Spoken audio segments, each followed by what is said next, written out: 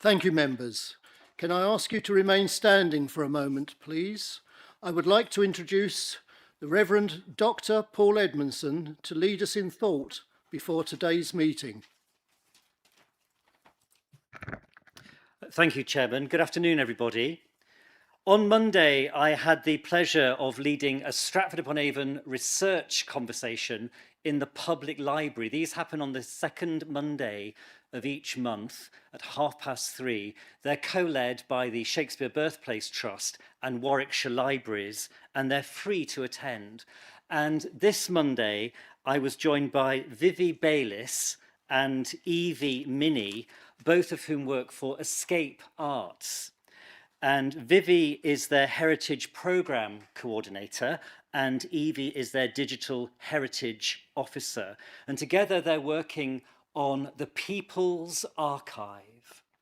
The People's Archive is a major project for Escape Arts with funding from the National Lottery Heritage Fund.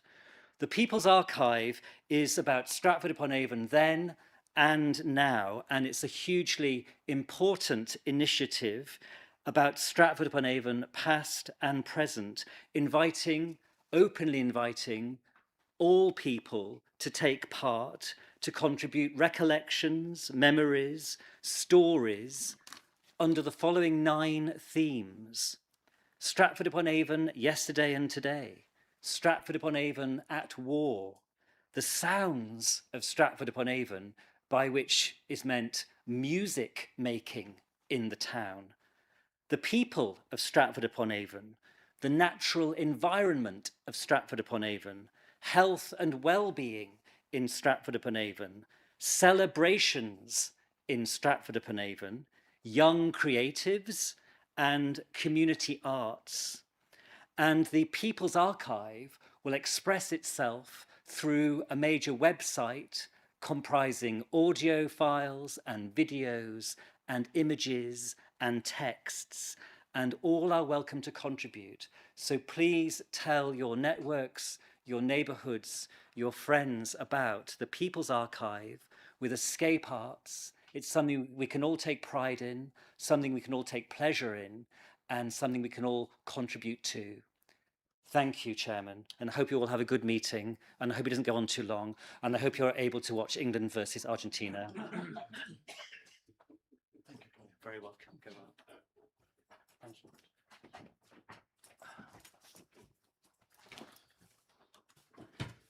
Thank you. I now declare this meeting of the Council open. You can now be seated.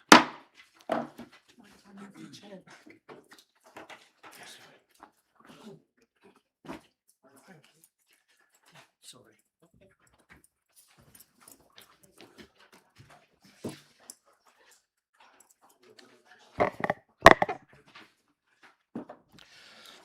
Welcome to this full council meeting. There are no planned fire alarms scheduled at this time. Therefore, should the fire alarm go off, please make your way out of the building via the nearest fire exit to the car park beside the Windmill Public House. Councillors, when addressing the meeting, please stand and ensure your microphone is switched on and that you speak directly into the microphone so that it is picked up via the live audio feed.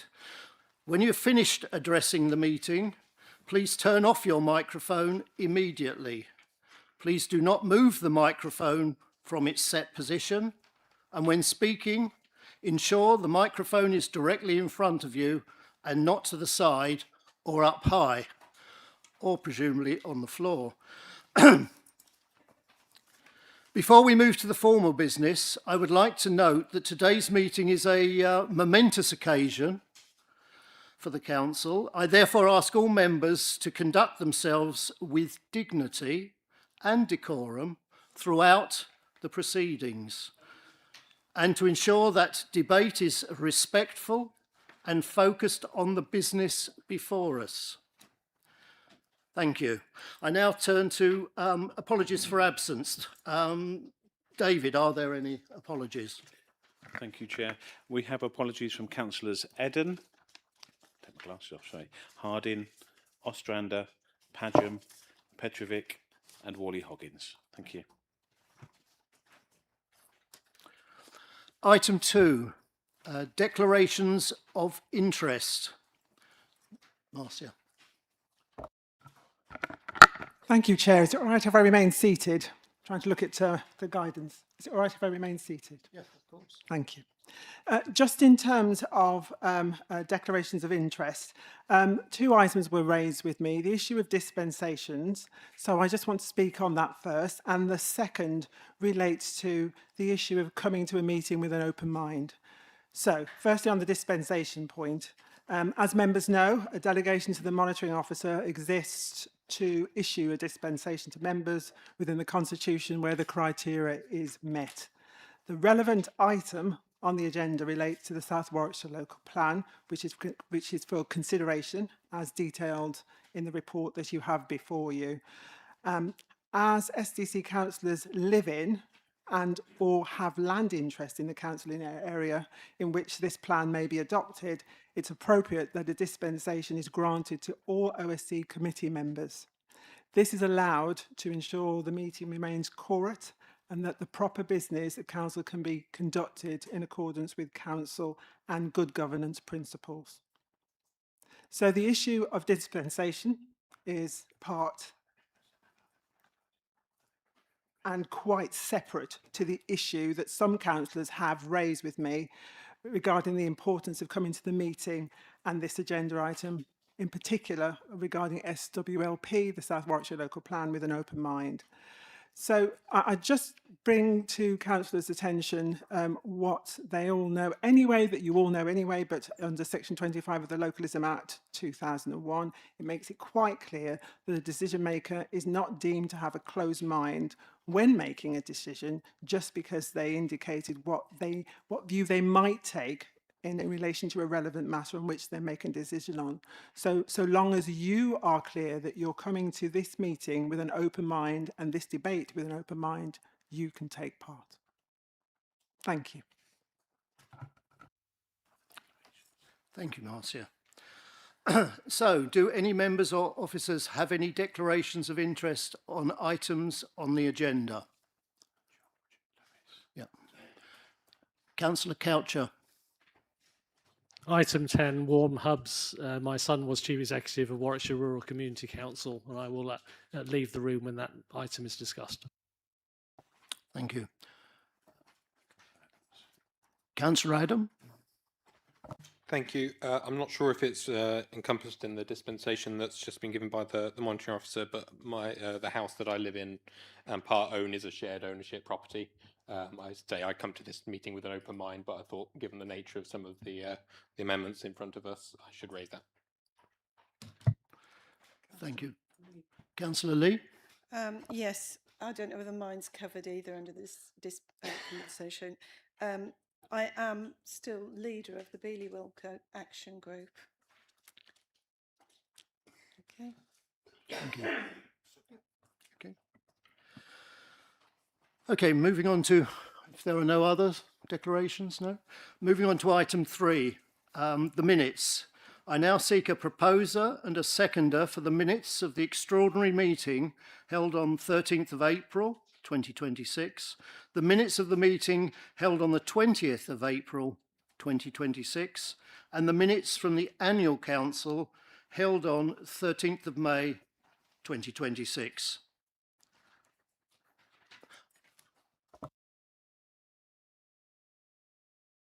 I'm now going to ask the monitoring officer to make a contribution. Again, thank you, Chair. In relation to the minutes from the annual meeting, which was in May, political balance was discussed at length at that last council meeting. But the issue of substitute members was, whilst noted on paperwork before the council at the time, not specifically mentioned, and they're appended to the minutes that you have for today's purposes. The local government legislation relating to political balance does not require that substitutes are appointed in the same way as committee members and subcommittee members are appointed. However, best practice would have been to reference the substitutes at the annual council meeting in the same way.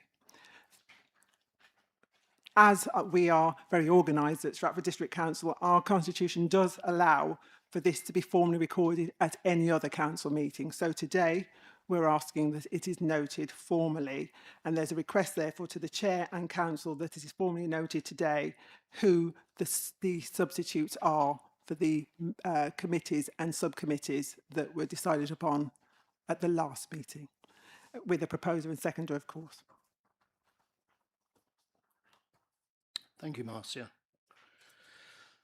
Okay, so I'm seeking a proposer and a seconder for the minutes, please. Councillor Alcock. Thank you, Chair. I'm happy to propose the minutes. Would you like a separate proposal for each one, or can we take them on block, please? For the substitute, yeah. Separate. Separately, please. Okay, I separately propose that we accept the minutes on the 13th of April, on the 20th of April, and on the annual council on the 13th of May. Thank you. Thank you. Do I have a seconder, please? Councillor Ballinger. Thank you, Chair. Likewise, I second the 13th of April, the 20th of April, and the 13th of May. Thank you. Do we have agreement? Thank you. We now move on to the announcements. And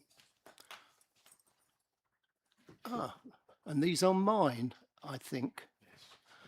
Yes. So I started at the top in my new role as chair of the council, and King Charles said hello to me whilst I was standing in a queue outside the RSC. He went to see The Tempest, and I went down to the pub, which was a bit of a shame. However, as the next slide will show, I did see The Tempest the following, I think, Tuesday or Wednesday, and it was a very, very good production, and which I thoroughly enjoyed. And then this is the Armed Forces Day service. I went to Henley rather than Stratford with our MP, and this is the photograph on the right is outside St Nicholas's Church in Henley, which is very old, a Norman church. So the group photograph on the right. On the left is the bench that some of the people on the right are sitting on. That was created by Henley Engineers, a local company, and obviously it's to commemorate and remember those that have given their lives in the armed forces. And I think it's a rather attractive bench, and it is actually fixed to the ground. So if you go to St Nicholas Church in actually technically speaking Beaudesert, not Henley, it's the other side of the river, you will see that bench, and it is quite magnificent. So thank you. Moving on. I now invite the leader, Councillor Susan Juned, to make any announcements. No announcements. Thank you. I now invite the Chief Executive, David Buckland, to make any announcements. He has nothing to say either. Okay, let's move on to item 5, which is the report of the returning officer. I would like to welcome the new district councillor to the council following the election in the Kinnerton ward. Can the new councillor be upstanding?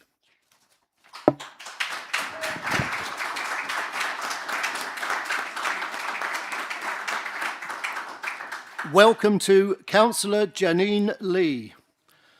I also move that the council place on record its thanks to the following councillor who has retired earlier this year, Councillor Tom Holmes. So he was district councillor from his election in 2023 until 2026.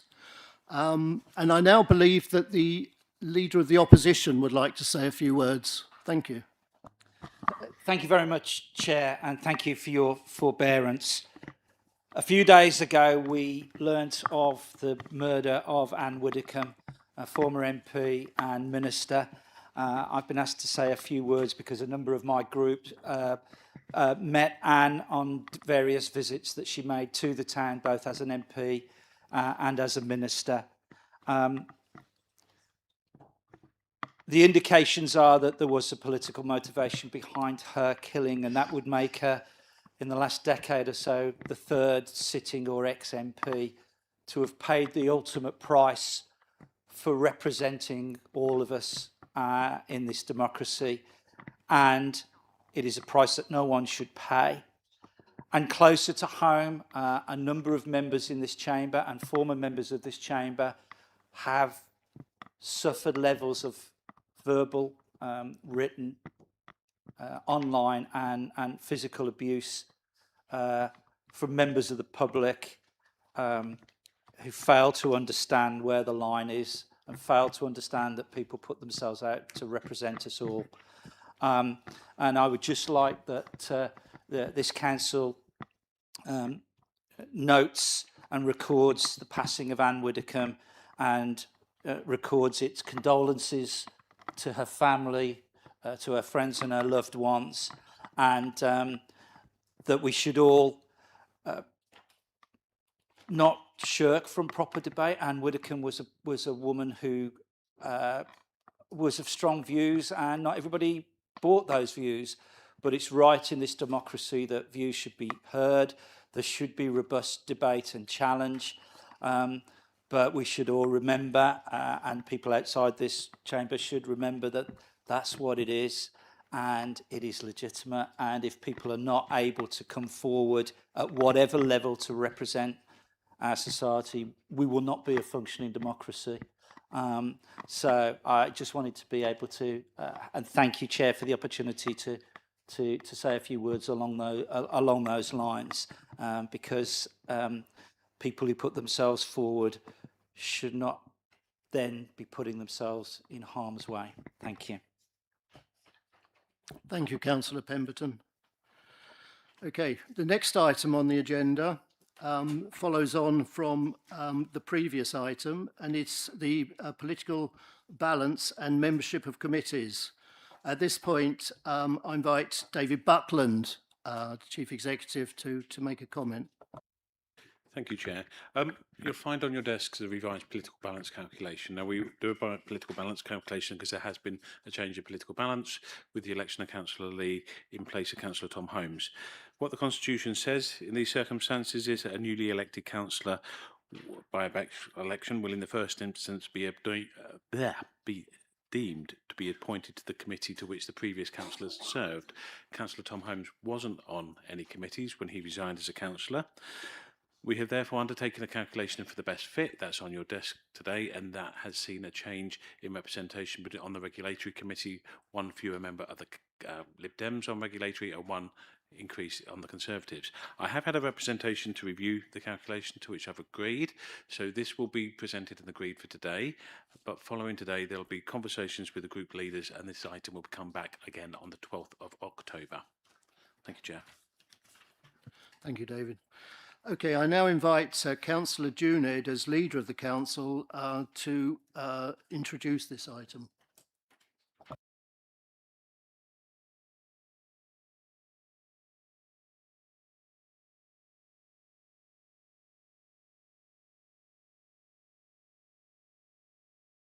Can I just remind people that we are all based on the number of votes that we get. We do have a political balance, and the item today is that we should agree the political balance calculation following the council's by-election held on the 9th of July 2026.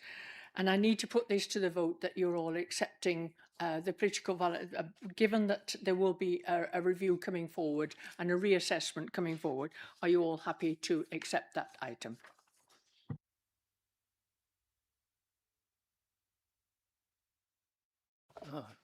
I'm told we need I'm happy to, a formal proposer and seconder. I'm happy to propose that Okay, for thank you. formally. And thank you.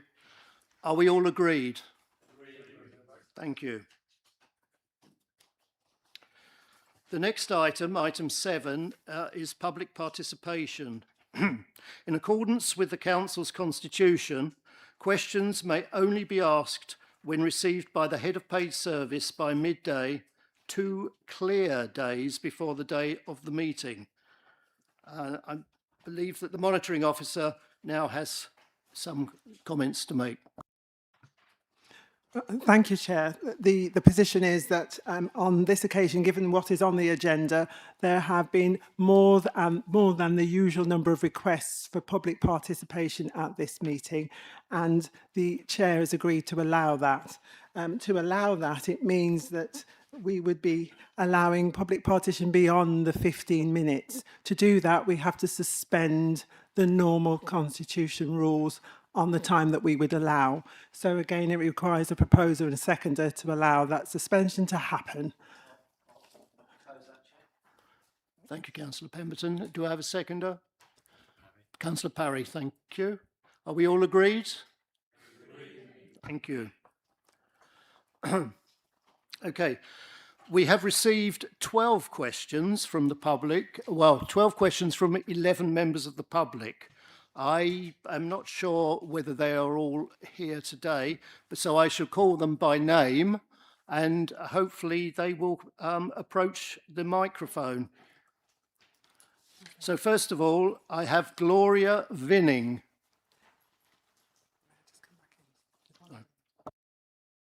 Sorry, the monitoring officer would like to say something more.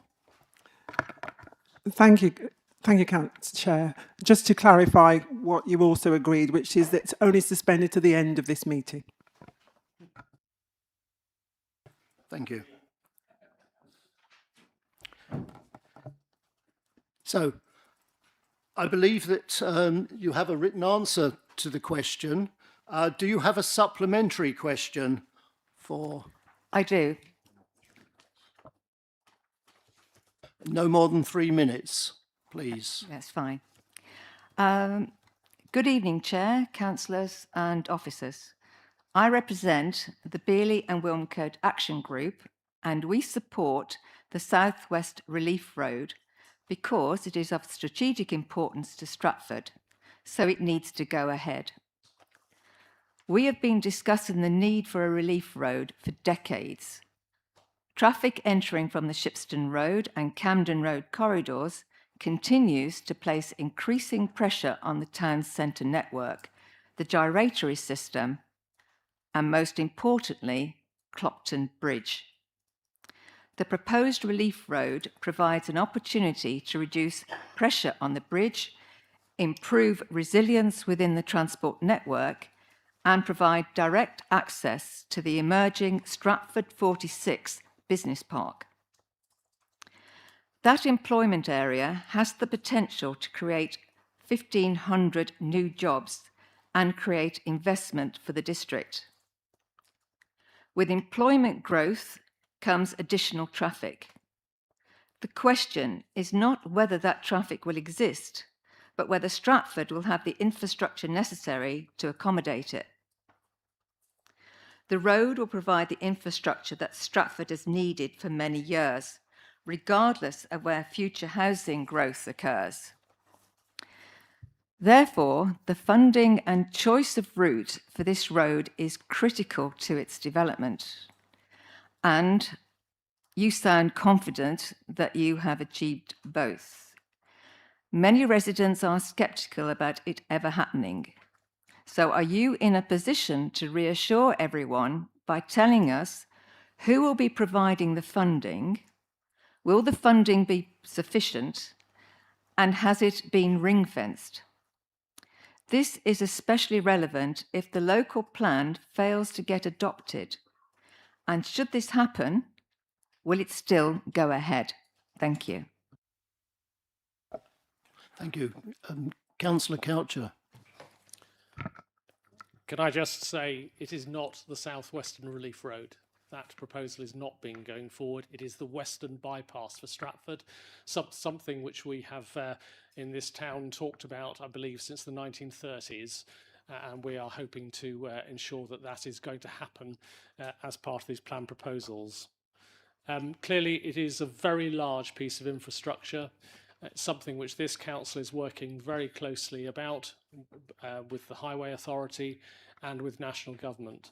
The process of actually getting the funds for that is still work that is ongoing. We are in discussions with Homes England and with the National Infrastructure Board, and that is work that will be done before we get to the public inquiry into the local plan.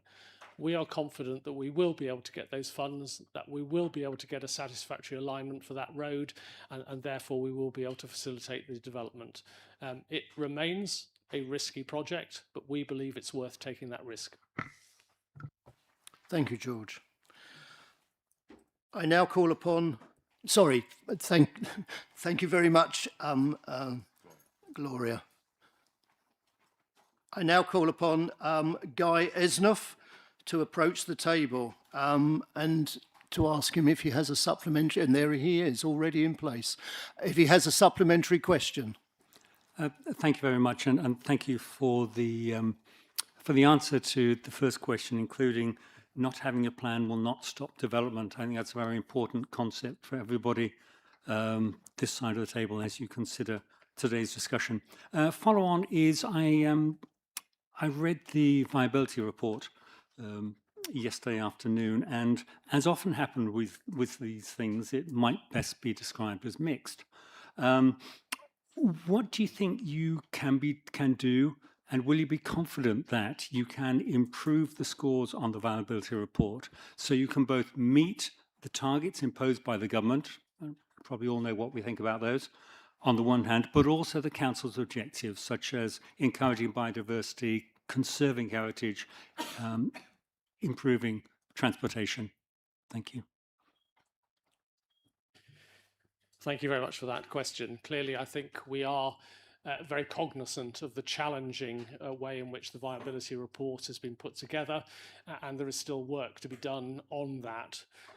Obviously, that viability report is a snapshot in time, and of course, this plan is covering 25 years, and we don't know what a new Prime Minister may bring in next week, or indeed where we might be even in a year's time. We think it's a good basis for going forward with the plan. We hope that we can improve on what we've put into the plan in relation to viability, but we have had some strong advice from the inspector, particularly in relation to biodiversity, that we really can't go above national standards in relation to that, although we are very keen to be more progressive in relation to net zero. The national position is, and we're trying to protect that as we possibly can. Thank you, George.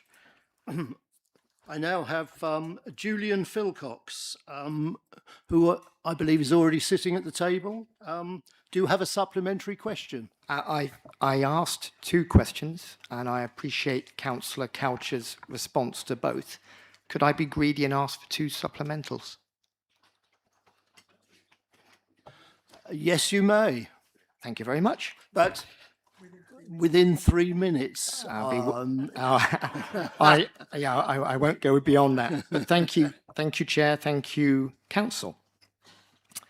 In response to question 3, I appreciate your answer, Councillor Coucher. My supplemental is, without objective ranking, how can sites have reasonably or sensibly have been selected or omitted from the plan? That's my first question. The second question.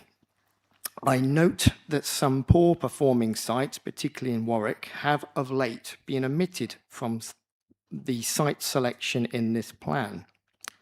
Members here and at Warwick, as I've sent them a note too, should note that with regard to site LMA, Longmarston Airfield, only a third of the 1,100 houses due to have been delivered by this point have been completed. And The original Southwestern Relief Road, promised over 10 years ago, has not appeared. They don't even have planning permission for it. And much infrastructure on that site has failed to be delivered. Much of it should have been built by now. I would suggest that you don't squander that evidence. You can learn from history. A site providing, on aggregate, 40 dwellings per year over that period is not performing well. And based on that evidence, I think it would be highly risky, linked to the relief road and over potentially £500 million worth of risk, that you should reassess your options. Thank you. In answer to your first question, clearly we had a number of potential sites for new settlements. Those have all been thoroughly evaluated on a whole variety of criteria, and the view is that Long Marston is the best solution from that. There are, as I've said in my original, there are others, but we do not believe that they are of the same merit as Long Marston. What we have to remember is that this council took a decision back in the early noughties about developing Meon Vale and Long Marston as a significant settlement. What that plan failed to do was to ensure that the infrastructure has been provided. And I know that my colleague, who is the councillor for that area, constantly reminds us about the lack of infrastructure. So what we are doing in this plan is making sure that we will complete that development correctly, and we will provide the infrastructure that's required. It is absolutely central and core to what we're doing in proposing this particular local plan. Thank you. Moving on, the next member of the public is Annette Faro. Do you have a supplementary question, Yes, Annette? I do. Yes, I do. Thank you. And thank you for your response. With regard to the proposed changes to villages that are no longer washed over by Greenbelt, there's not been adequate consultation, as I've been informed by the chair of Wilmcote Parish Council, that councillors were shown one slide on the 10th of July, simply describing that this growth would be advantageous to villages as building plans would be passed more easily. This removes the greenbelt protection for future planning applications and will lead to inevitable stretching of the built-up boundary. There has been no direct discussion or engagement regarding this, and we're on the day of voting. My question is, would you agree to face-to-face engagement at parish council meetings in villages impacted by this before the consultation period commences?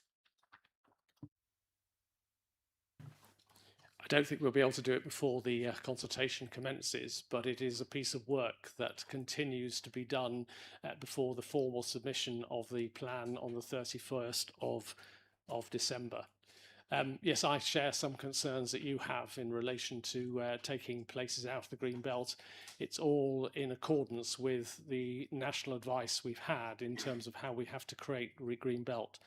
I can reassure you that I think the village envelope will not be extended, so the greenbelt designation will still remain outside the village, but obviously it may affect development actually within the village, and I know that all of the villages concerned will want to produce their own new neighbourhood development plans, and I think that should be a priority. But I'm happy that we would have discussions with the 4 villages in Stratford district certainly before the end of December. Thank you, Annette. I now have James Maiden. Do you have a supplementary question, James? I do, yes. Good afternoon, everybody. Thanks for having me. I've received Councillor Couch's answer on the indicative schedule for the Relief Road.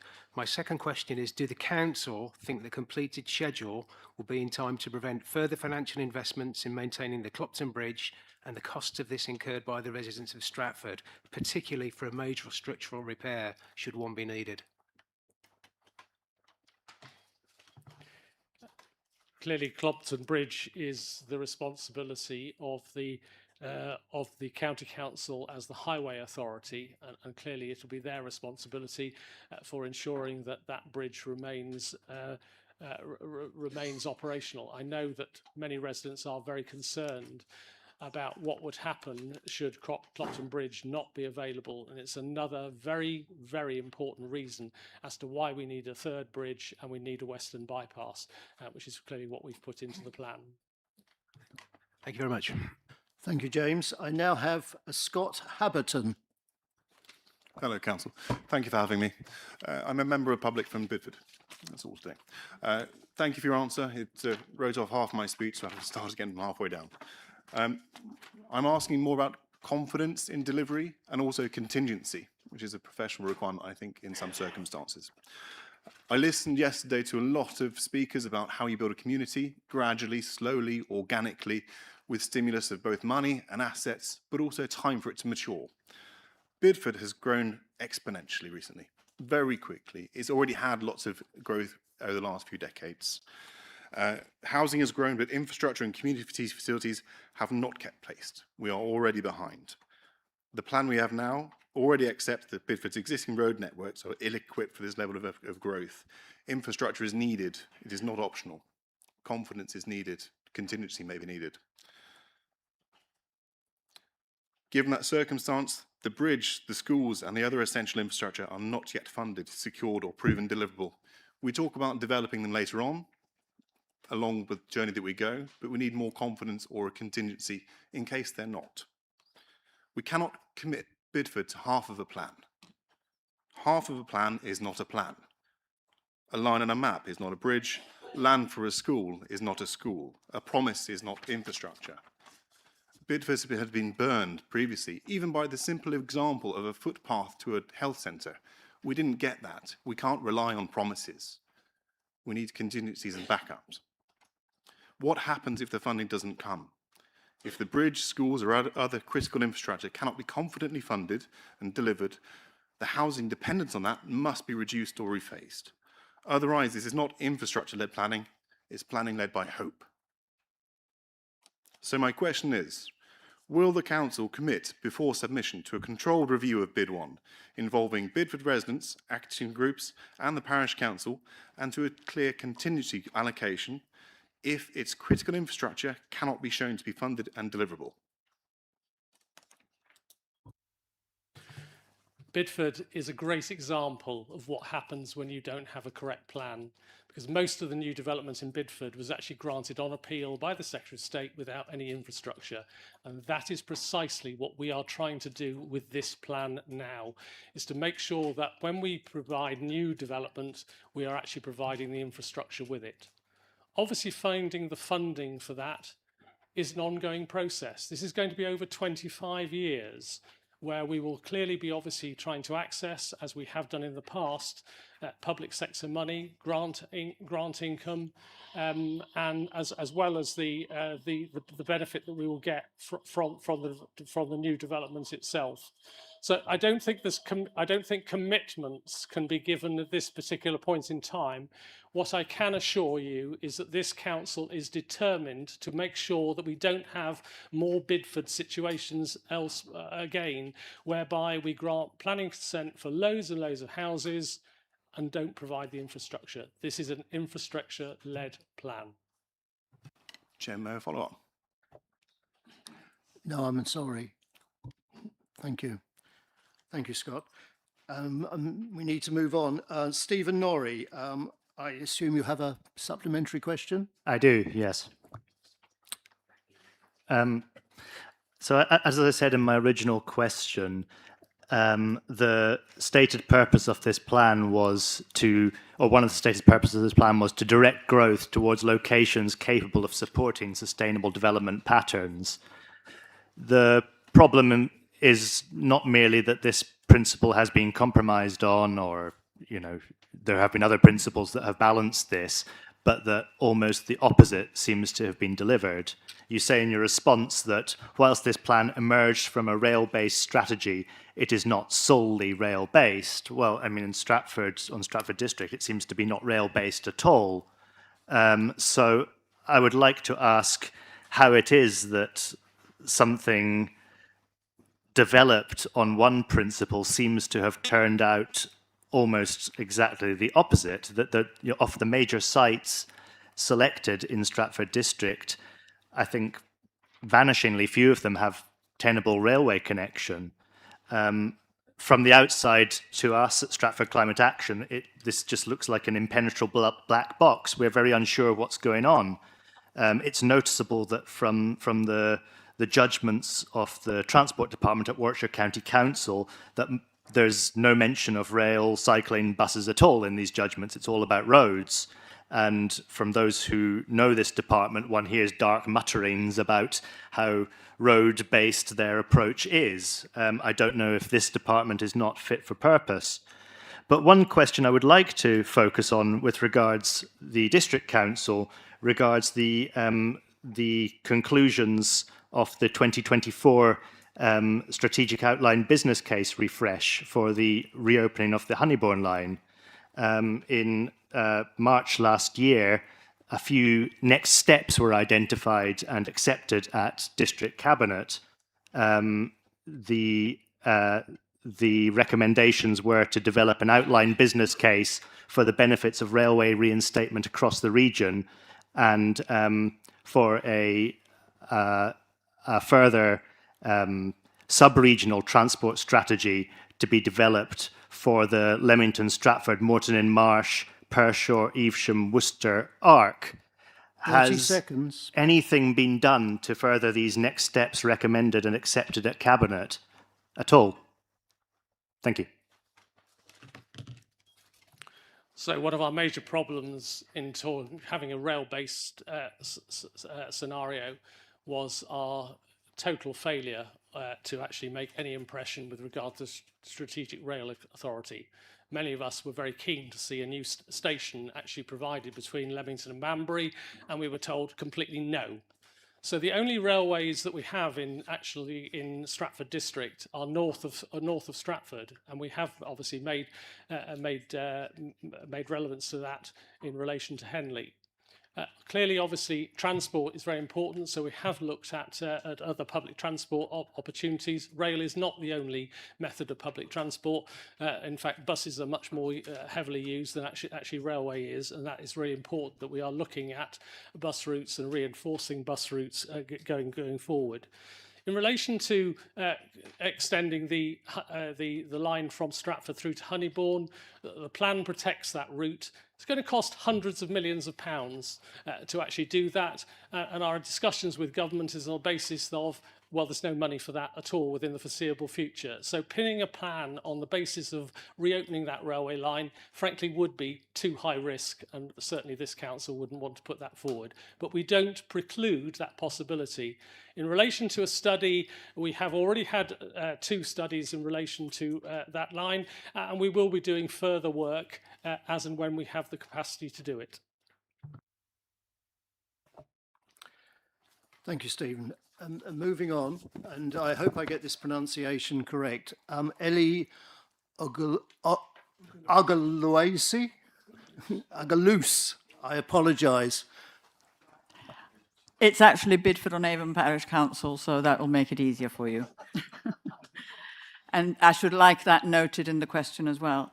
It won't surprise you to say that most of the questions are regarding infrastructure. At the update Teams meeting of the 10th of July, officers made clear that the proposed Bidford Link Road, which includes a river crossing, is essential in view of the number of dwellings allocated under Bid 1.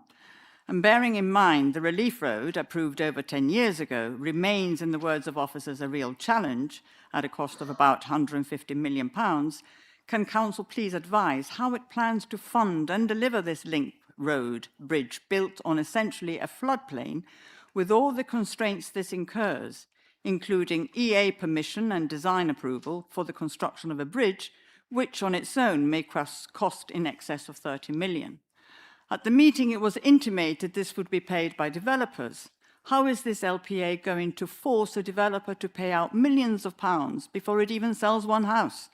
And without the required and identified infrastructure, how can over 2,000 new dwellings be considered sustainable and deliverable development? Furthermore, they will be built on Grade 2 farmland, something that should be protected, as it is of vital importance, not only to our area, but to the country as a whole. You say that not approving this plan will allow developers to obtain permission without coordinated infrastructure. Can you clarify how this plan ensures the required infrastructure to be built when it has not been able to do so to date? Given that this plan, which has changed beyond recognition since the beginning of 2026, and has designated Bidford as the dumping ground for all extra housing needed to fulfil the 5-year land supply, with no guarantee of the accompanying infrastructure, be considered sound and deliverable? Even the head of the SWLP stated at the O&S committee meeting that a change in assessment of the viability of sites was challenging due to the infrastructure limitation and little to no opportunity to expand current infrastructure provision.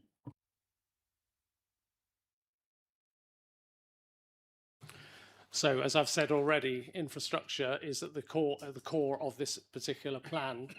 Yes, developers and development will contribute to that, but we will not be able to fund all infrastructure purely from the development. And as I've said already, we will be seeking grant funding and assistance in terms of putting in key bits of infrastructure.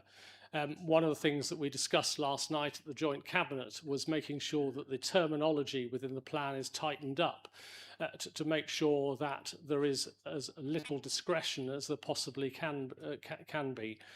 I think I'm not surprised at the scepticism which members of the public have about provision of infrastructure, because this authority has a very poor record in the past through its previous plans, the previous administration in terms of where it was, never insisted on infrastructure.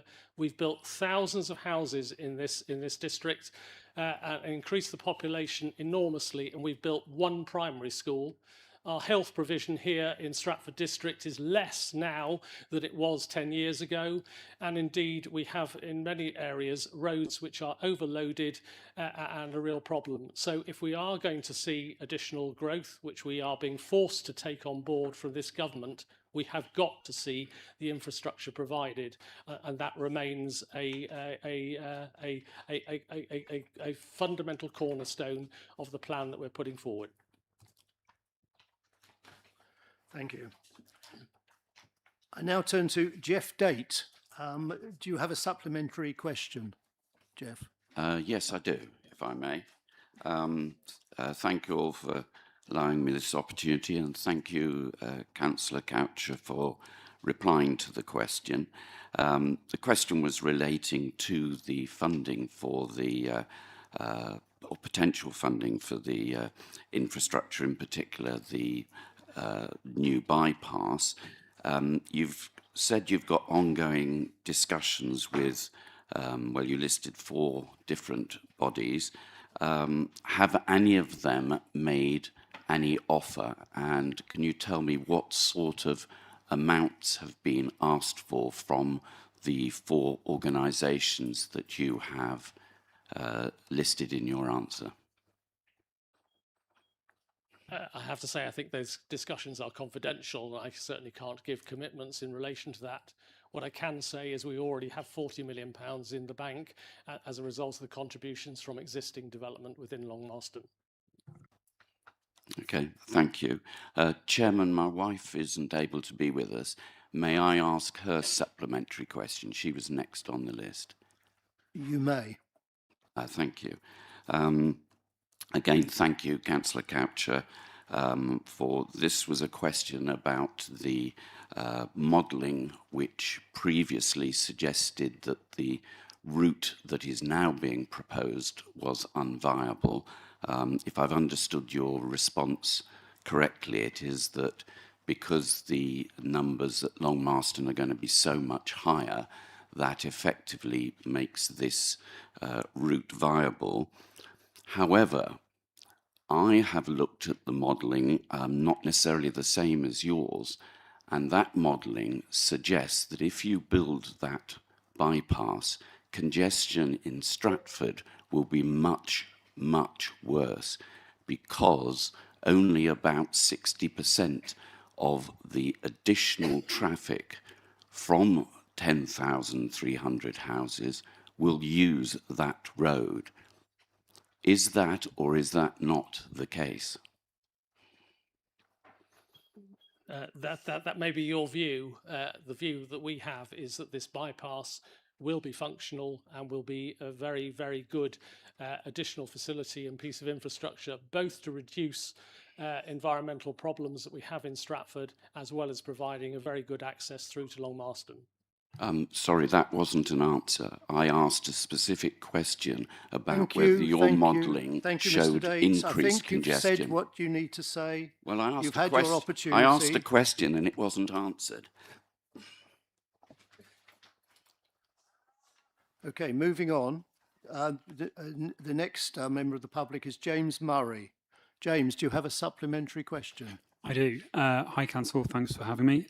With regards to development on the SG18 Clopton site, our action group would like to hear why the local plan sees fit to introduce a new primary school, despite existing schools not being at full capacity, whilst at the same time neglecting the lack of nearby shops, play areas, dentists, leisure facilities, not to mention the lack of A&E in Stratford, and how sufficient infrastructure requirements can be met considering the lack of physical space for new facilities in the area. You've already said infrastructure is at the core of this plan multiple times, but we haven't heard any details on how it is at the core of the plan. So that's my question. The inclusion, I believe, of that is a result of the advice we've had from the local education authority or the county council. However, I know that work is ongoing in relation to all of the master planning sites, and I'm sure your local councillor Lorraine Grocott will be doing advocacy in relation to that. And if there needs to be changes to the content of that part of the master plan, that we have time to do that. But I would suggest that there is further engagement with her and with other councillors from the north end of Stratford in terms of making sure that we do get that correct.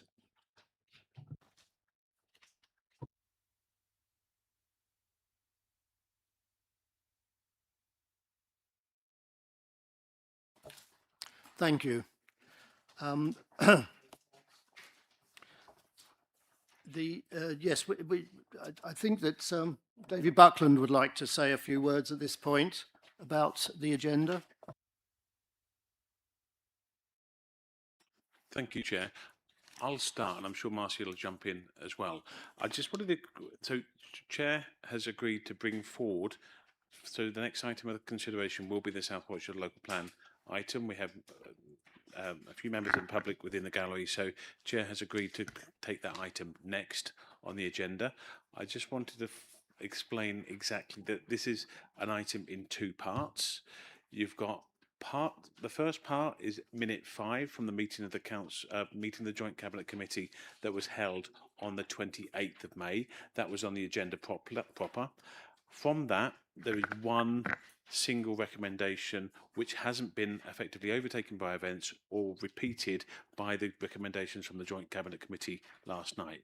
So this, with the indulgence of the Chair, the Council will consider minute 5 from the 28th of May, and as I say, that's on the printed agenda that you had circulated, and there's an explanation as to why the 9 recommendations that came forward from the Joint Cabinet Committee, 8 of which are either repeated or haven't been overtaken by events, and then we have the minute from, or the notice of decision from the meeting that was held from the Joint Cabinet Committee just last night. Now, Marcia is going to just make an announcement in relation to speaking rights for those items. Thank you. Thank you, Chief Executive, and thank you, Chair. Just to clarify, in terms of the rules of debate on this item, the normal rules of debate apply in the sense that each councillor has 5 minutes on which to make representations. However, the Chair has allowed through his discretion for a nominated member from each group and from the independents to have a further stay, and that will be 3 minutes. Thank you, Chair. Thank you, Marcia. Okay, So the agenda order has been altered from the published agenda, and we're now looking at item 11. And this is the updated recommendation from the Joint Cabinet Committee meeting held on the 28th of May, as David has said. And we're taking that one first. And then we're going to move on to the, I believe, 10 recommendations from the meeting last night. So this is going to be in two parts. So what we're not talking about initially is what happened last night. We're talking about the item on the back of the council agenda papers. Having said that, I'd like to invite Councillor Coucher to introduce that item, please, George. Thanks, Chair. This obviously goes back to the meeting that we had on the 28th of May. I think as a council, and also I can speak on behalf of Warwick District as well, we are extraordinarily concerned at the way in which the government has just unilaterally doubled the number of houses to be built every year. And the recommendation you have here today is that we note the large number of properties to be built over the plan period is almost completely determined by central government and not by local authorities. Both councils are highly sceptical of the methodology, reasoning and levels of certainty used to determine the number of houses they are being required to allocate. This clearly is a recommendation that we would want to support. And when we come to talk about the substantive motion, we will be, I think, introducing a relevant amendment to that in due course. Thank you, George. I call upon members for a seconder, please. Councillor Junid. I second the motion and reserve my right to speak if required. Okay, are there any members who wish to speak on this matter? No? None? Okay. Can we... are we all agreed? Agreed? Yep. Okay, good. Okay, so moving on. I go to the next page. Where are we? I think that George will introduce. Yes, yeah. Okay, George, would you, Councillor Coucher, would you introduce the recommendations from the Joint Cabinet Committee meeting last night? I believe there are 10 of them and they've been circulated just before this meeting.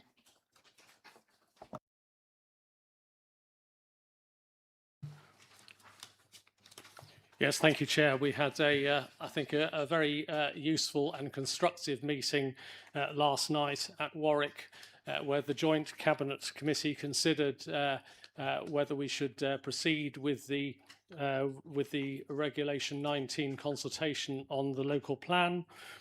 And we made a number of amendments to the recommendation, which are included, I think, in the papers that you have today. In particularly, we wanted to ensure that we know that there will be amendments to the plan coming forward in due course, and we want to make sure that they are further considered by OSC and then come to full council for endorsement before the plan is submitted on the 31st.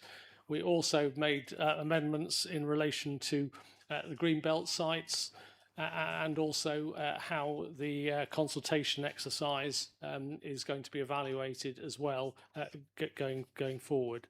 So overall, my recommendation is that we accept these. Chair, I don't know whether you want me to talk in favour of the motion now, or whether you want to wait until we've had any amendments coming forward to this. I think it will be, I understand there will be amendments, so I think it will be better to take those first. Although we do not yet have a seconder, I believe that Councillor Juned is prepared to second this motion. Yes, I'm prepared to second that. Okay. Okay, so do we have any amendments? Councillor Pemberton. Thank you, Chair. The Conservative Group wants to propose a number of amendments to get for the Regulation 19 version of the SWLP. The wording of that amendment has been circulated to members. I'm quite comfortable, assuming I get a seconder from Councillor Parry for the amendment. I'm quite comfortable that members have a few minutes to consider the wording of the amendment if they need, perhaps 5 minutes, a break for 5 minutes to consider, and then we can debate the amendment properly. So if I get the formal seconder, then I would suggest 5 minutes to review. Thank you, Chair. Sorry? I'm flexible. I'm sorry, Councillor Parry, you're Chair. seconding the amendment. Chair, it would give me great pleasure to second the amendment. Thank you. Thank you. And reserve my right to speak. Of course, I'm getting conflicting amounts of time put into my left and right ear. My discretion, bearing in mind what we still have to get through, is to make it a 5-minute adjournment.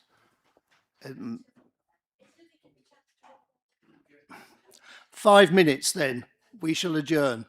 So we'll be back. It's now just gone 3. We'll be just before 10 past.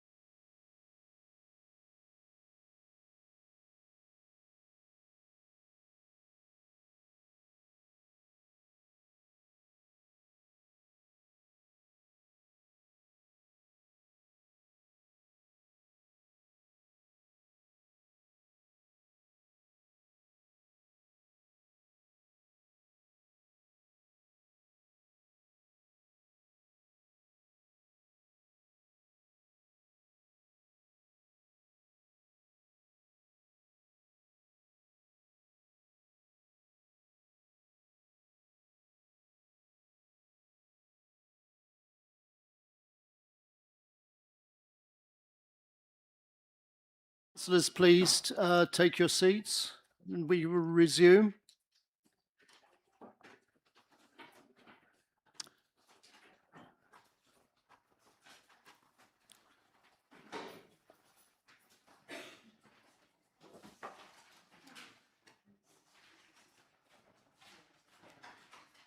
Thank you. I'm going to call upon David Buckland to make some comments about the debate we are just about to have. Thank you, Chair. Just for clarity, really, so we have been circulated on your desks the amendments that are proposed by the Conservative group. There are 4 amendments. Council will now debate just those 4 amendments. At the end of that, there will be a vote on the 4 amendments. I've spoken to the proposer of the motion, who's comfortable that there be a block vote on amendments 1 through 3, and then amendment 4 be taken as a separate vote. But you are purely now debating the amendments, and we reset the clock effectively so everybody gets 5 minutes to speak as we previously discussed. Thank you, Chair. Thank you, David. Okay, I call upon Councillor Pemberton to introduce the amendments. Thank you very much, Chair. I think you've all now had the chance to read the amendment. There are 4 parts to the amendment, and the amendments seek to try and achieve some of the things that everybody wants to achieve. I think. The first amendment we're proposing relates to affordable housing tenures. I'm going to just talk about this very briefly. Councillor Parry wants to talk in more detail as from her perspective about it. We're proposing to change the ratio from 60-40 to 70-30 so that there is more shared ownership. More rental. And start again. So we're looking to reduce the rental element from 70 to 60% and increase the shared ownership from 30 to 40. There are challenges. Parliament has debated and reported on the challenges with shared ownership. Many of us across the district are seeing hearing residents saying that actually it's not working. It is not the way to staircase. And we had a rational policy, and I really think that we should continue to follow that through. Cannot see any particular reason why we should increase the element of shared ownership when we all know that there are plenty of people being stuck and can't staircase, can't sell on. So that would seem to be a way of maintaining the line rather than worsening the line. The second part of the amendment talks about the housing buffer. Put simply, PINS think we should be at 10%. Where we've landed currently is less than 5% across both authorities. It is a risk that the inspector will just say they will not wear that. It was interesting that last night the leader of Warwick District noted that at their last plan, they negotiated 7.5%. So the chances of something less than 5% getting past the inspector, I think, puts it as at a risk. And for those who feel that the local plan, to get the local plan through, you need to de-risk it. Net zero, the policy goes beyond national standard, and then on advice from PINS, it's been tried to modify it by talking about where viable. It is good to have the ambition to go beyond the future home standard, to be ambitious about net zero. But again, I fear that this policy, just by adding where viable to it, actually risks being just knocked out, and we could end up with a worse position. So I'm suggesting that we look at changing the wording so that we try to make it more acceptable in terms of starting with the national standard and trying to work up, which is what you've done with BNG. You said minimum 10%, so you're starting at national standard and working up. And that's what I'm proposing with net zero. I then come to the thorny issue of Stratford-on-Avon, and you will see that in essence, this amendment is seeking to take Bidford out as a strategic growth location. And the rationale is this. Bid 1, and the Deputy Leader rightly says this is a plan for where, from the get-go in 2021, when I kicked this off, infrastructure, golden thread, climate change, golden thread. Infrastructure has to be delivered to be real, and I'm afraid that the infrastructure is a hope as far as Bidford is concerned. We have a huge risk with this plan around the Western Bypass, £150 million worth of investment that's going to require government support to drive north of 10,000 houses by just after the middle of the second half of this century. We're now introducing an entirely new, additional and exponentially larger risk by looking for a second river crossing and road infrastructure in Bidford. Now, I said last night at the Joint Committee, the bridge alone, which, for those, just to, it connects the B439 to the Honeybourne Road, about 2k of road plus a bridge. It's proposing to cross the River Avon, having dropped on a 20% incline from the 439 to the riverbed. At the place where it floods first every winter, it's got to cross a field that floods, is where the flooding starts when the meadow... You're nearly at 5 minutes. Really? Okay, rightio. Sorry, that was my 30 seconds or so. Right, it's an 8-figure project. A secondary school, £55 million. £17 million for a primary school. Those are the infrastructure asked. Thick end of £90 million. There is no chance of that being delivered. Bidford cannot be delivered without the infrastructure. The inspector will see that, it'll get kicked out, and that could hold the plan below the waterline. It certainly increases the risk. Thank you, Councillor Pemberton. You're on over that time. basis, I would ask that you consider voting for the amendment to take Bidford out as an SGL, because it just can't be delivered, because you are never going to get the infrastructure Thank to you, make it work. Councillor Pemberton. Thank you very much, Chair. I apologise for your forbearance. Thank you. Okay, are there any members who wish to speak on the matter? I think Councillor Coucher. Chair, we have to remember that this is a joint local plan between Stratford and Warwick districts. So I assume that the Conservative group have discussed this with members in Warwick and that they are happy with these amendments. I don't believe they are, and I don't believe that discussion has taken place either. So I will deal with all of them in terms of the practicalities, because today we have to pass a resolution which we hope that our colleagues in Warwick will do in tandem with us. And this is not a time for freelancing as a result of where we are in relation to Stratford. In terms of housing tenure, the advice we have about changing housing is all about viability. We will be doing more work on viability before submission on the 31st of December. I think we should note what is put here. We know there are differing views in relation to shared ownership and rent. That is a work for further work. I don't think it needs amending the plan as it stands at this point in time going forward for consultation. So we would urge rejecting that. In relation to the housing buffer, I'm really surprised to see this on the paper. It was very clearly discussed last night and very clearly rejected by Warwick District, and yet it's being brought back here.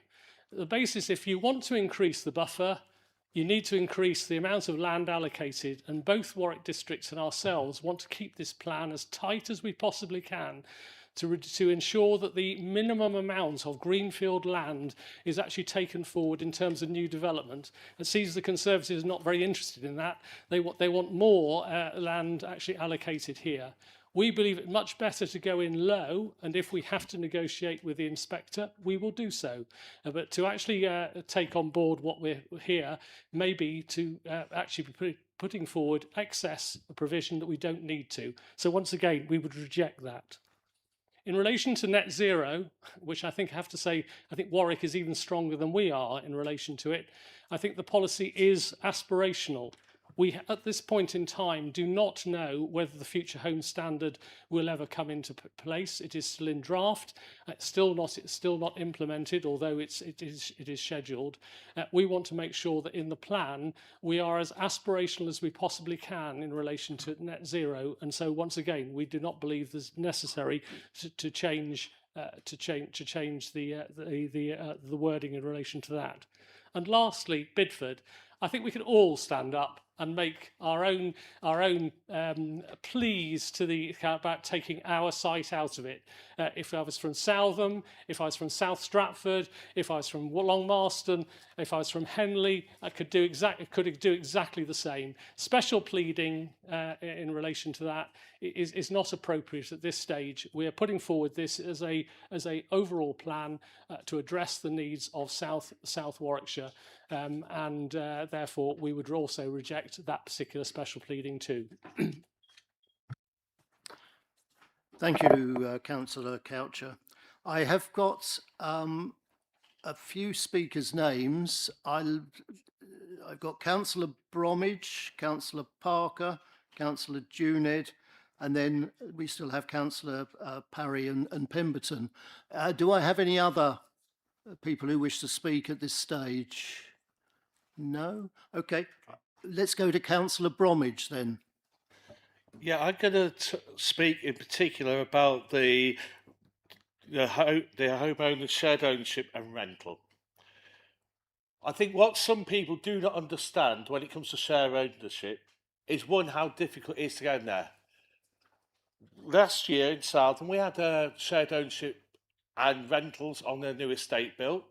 The shared ownership struggled to go because, quite frankly, now the percentage, 25% of value of a house in Southam, is a heck of a lot of money. You were talking close to £130,000, 25% of a house.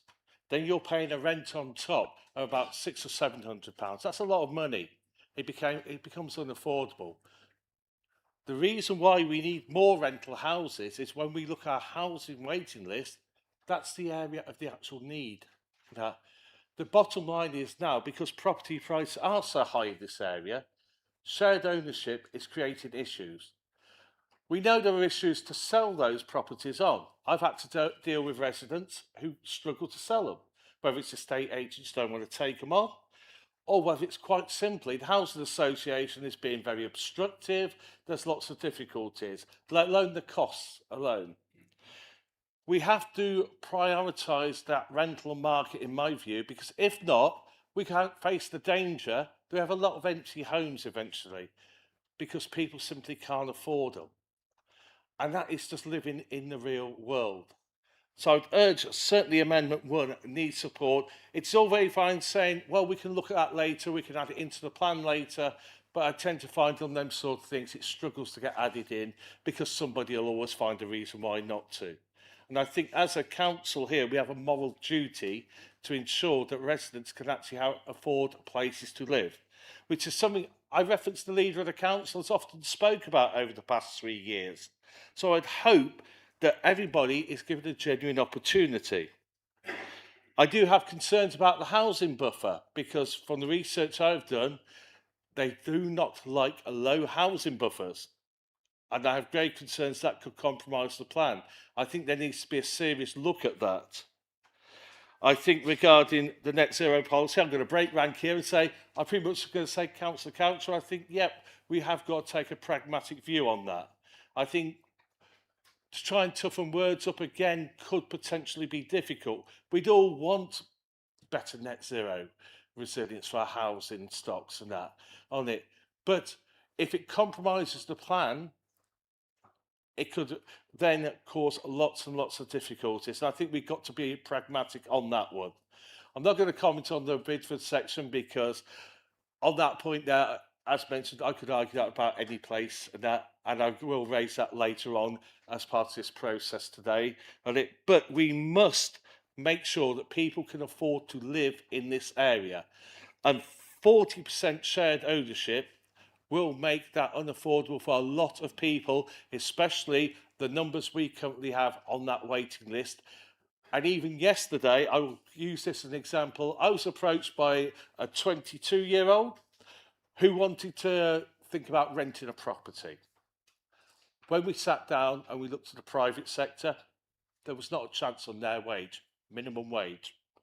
Their only routes would be through social housing rent, because the truth is they can never save a house deposit.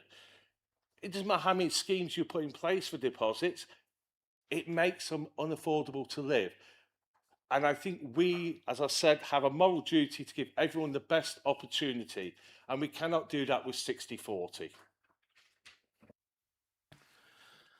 Thank you, Councillor. Moving on to Councillor Parker, please. Yes, thank you, Chair. Just going to whiz through it in a similar fashion. Hopefully I'll be brief. Well, I'm sure I will be. On the first point, I think that our experience on this side is that shared ownership is working where we are, and so we're happy to leave that with officers to come to a final conclusion on. The housing buffer, I think we support the view as articulated by Councillor Coucher that we start low and negotiate higher as the need will be. Net zero policy, I'm deeply sympathetic, or we are deeply sympathetic to the Conservative view that the word viable means that it will never be applied, and that is a shame, and we would look for some stronger wording in there. I think onto the Bidford one, I think that Councillor Coucher should appreciate that the Bidford is an extreme condition, and it's not just picking on one particular place and being a NIMBY. It is kind of being egregiously developed, and I think there's another issue, which is we've had so many residents speak to us today about infrastructure and can we promise the infrastructure, and I fear that this is a situation where we might be over-promising. Probably within this plan, if we're going to bring this plan forward, it's better to under-promise and over-deliver, and this feels like maybe it's the other way around. Thank you, Chair. Thank you, Councillor. I now have Councillor Juned. And on the Bidford issue, I'd just like to ask a question, if I might, and that is, if Bidford is taken out, where are you proposing to put the houses? Because the decision, there will still be a requirement for those houses to be built. Where would you propose putting them? Thank you. Do we have any other speakers? Because if not, I will turn to Councillor Parry as the seconder. Thank you, Chair, and it's a great pleasure for me to second this amendment. Affordable housing is something very, very close to my heart, and I'm very passionate about it. I am a private landlord, and I also work occasionally in an estate agent where we let properties. We are always overwhelmed by people trying to find affordable homes. We've had experiences in Wellesbourne when we had all the development come forward. The shared ownership properties hung about for often 6-9 months. The real demand is for affordable, socially rented properties. And I think we deserve it to our residents to find them affordable, quality homes that they can then use. I thought it was rather interesting that the government commissioned a fairly recent report by the National Audit Office, which actually only came out in March. So it's very up to date. And it's quite interesting how many of the main media streams, Telegraph, Mail, Express, whole range of media, including The Guardian, needly to say, who picked up on the very real issues that people are finding themselves trapped. Number of people who got onto the shared ownership platform are currently trapped. They can't sell their homes. They cannot move on. And a lot of the people who buy shared ownership properties are the very young. And they might buy a 1 or a 2 bedroom property. And then they suddenly have a family. And then they can't get out of their property they can't sell it. I can assure you, wearing an estate agency hat, we don't like to sell shared ownership properties because they hang about, they take much longer to sell, and it's far more costly for those trying to sell. So I do think it's really important. I was concerned that the ratio had also changed. And you know why it's changed? Because the developers make larger profits by actually having shared ownership properties to socially rented. So actually, the reason why it's changed is there's been some extra effort by the developers, again, trying to persuade our consultants and the teams here. So I think it's really important. I welcome the fact that Councillor Coucher has actually said, you know, that there are still many amendments to look at and there is a lot more work. Could I please urge all members, and particularly the consultants, to take a look at the National Audit Office's report, which is extensive, published in March. So as far as I'm concerned, that's really recent evidence, and we should be using evidence that the government has commissioned and actually look at it seriously and use it to question developers. What our residents want, what our residents need are affordable social rented properties. And I thank Councillor Bromwich for his comments because they are a complete carbon copy to mine. So thank you for listening. Please give it serious thought. We need to be developing a plan that meets the needs of our residents, and affordable housing in view of our long waiting lists. It's really important. Thank you, Chair. Thank you. Councillor Pemberton. Thank you very much, Chair. Just to wrap up, and I just want to echo what Councillor Parry has just said, and to thank Councillor Coucher for acknowledging that there is something to look at here. And I would urge Councillor Coucher and officers to reconsider, as perhaps part of minor amendments, the split from rental and shared ownership. Just to be clear about the housing buffer and net zero, I'm flagging the risks. When the plan goes to the inspector, you need to de-risk it as much as you can to get it past the examination in public. And my fear is that by having less than 5% as your buffer, and no, it's not about we want to build more houses on the green belt. It's about, are you going to get this passed? And the reality is you run the risk that your percentage is so low, the inspector won't even engage in a discussion. You're not even in the right zone. As far as net zero is concerned, again, trying to find a way for us to allow the ambition that we all have around net zero policies to be given life to, rather than it just be kicked out, because PINS weren't overly happy with the original wording of net zero because it goes beyond what the government are talking about, and just adding where viable isn't the get out of jail free card that you hope it is.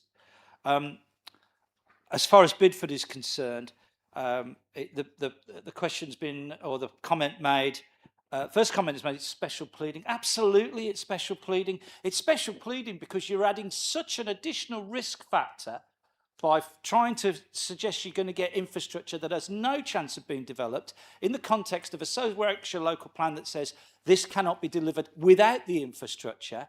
That taken with the Western Bypass Road, some of the other challenges, again puts you in such a risk zone that you don't need to do it, and it's wrong to do it. As far as where else it could be, I would strongly suggest that there are other locations. There are things where we could have been more ambitious, but I'm not going to make the overtly political point between the correlation.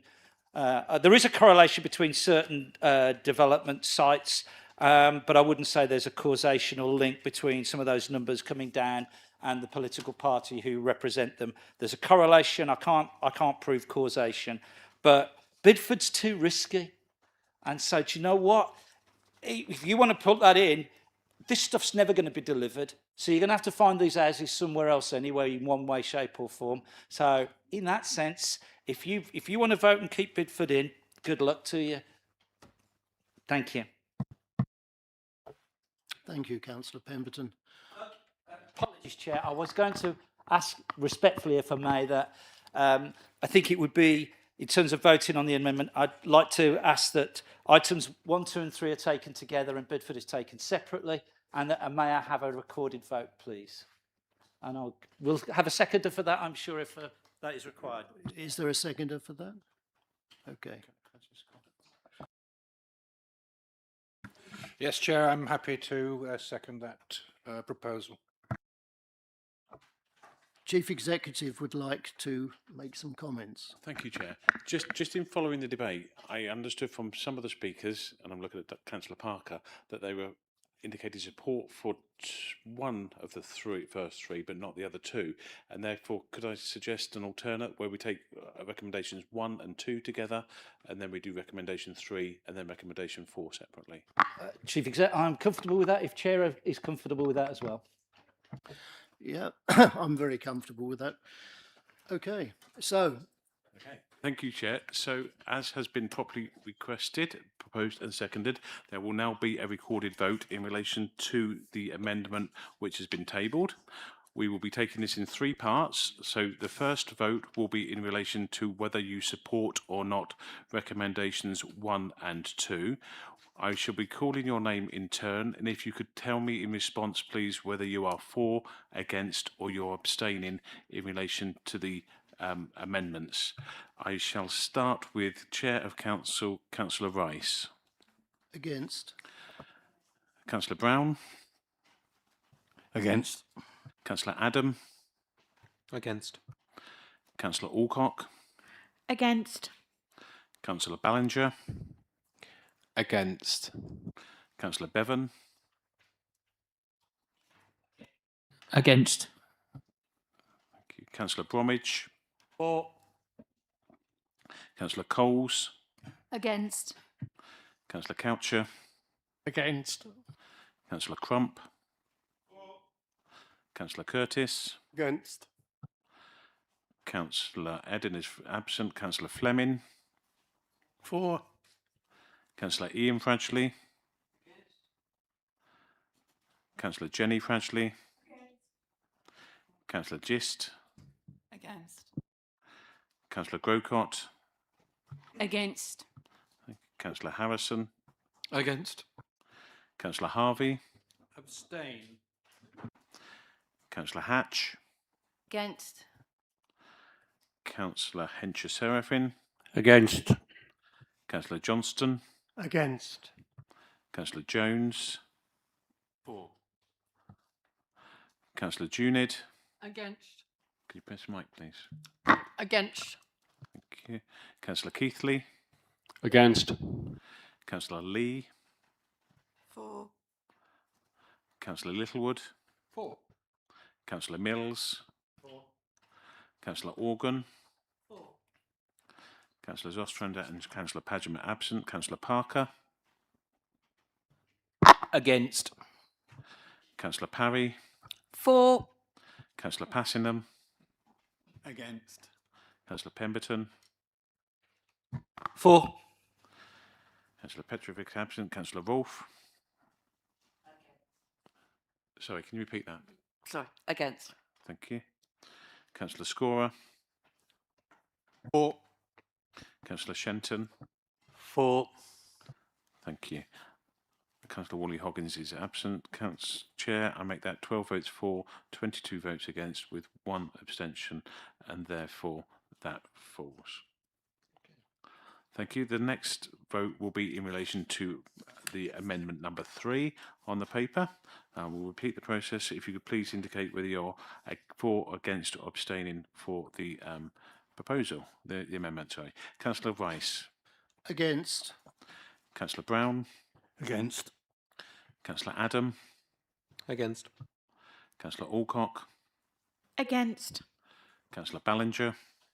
Against. Councillor Bevan. Against. Councillor Bromwich. Abstain. Councillor Coles. Against. Councillor Coucher. Against. Councillor Crump. Councillor Curtis. Against. Councillor Fleming. For. Councillor Ian Fradgley. Councillor Jenny Fradgley. Councillor Gist. Against. Councillor Grocott. Against. Thank you. Councillor Harrison. Against. Councillor Harvey. Abstain. Councillor Hatch. Against. Councillor Hencher-Serafin. Against. Councillor Johnston. Against. Councillor Jones. Abstain. Councillor Junid. Against. Councillor Keithley. Against. Councillor Lee. For. Thank you. Councillor Littlewood. For. Councillor Mills. For. Councillor Organ. For. Councillor Parker. Against. Councillor Parry. For. Councillor Passingham. Against. Councillor Pemberton. For. Councillor Rolfe. Against. Councillor Scorer. For. Councillor Shenton. For. Thank you, Chair. I make that 10 votes for, 22 against and 3 abstentions, and therefore that falls. We now come to the amendment number 4. Councillor Rice. Against. Councillor Brown. Against. Councillor Adam. Against. Councillor Alcock. Against. Councillor Ballinger. Against. Councillor Bevan. Against. Councillor Bromwich. Abstain. Councillor Coles. Against. Councillor Coucher. Against. Councillor Crump. Councillor Curtis. Against. Councillor Fleming. For. Councillor Ian Fradgley. Councillor Jenny Fradgley. Councillor Gist. Against. Councillor Grocott. Against. Councillor Harrison. Against. Councillor Harvey. Abstain. Councillor Hatch. For. Councillor Hencher-Serafin. Against. Councillor Johnston. Against. Councillor Jones. For. Councillor Junid. Against. Councillor Keithley. Against. Councillor Lee. For. Councillor Littlewood. For. Councillor Mills. For. Councillor Organ. For. Councillor Parker. For. Councillor Parry. For. Councillor Passingham. For. Councillor Pemberton. For. Councillor Rolfe. Sorry, could you repeat that?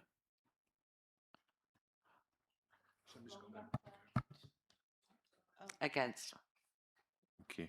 Councillor Scorer. For. Councillor Shenton. For.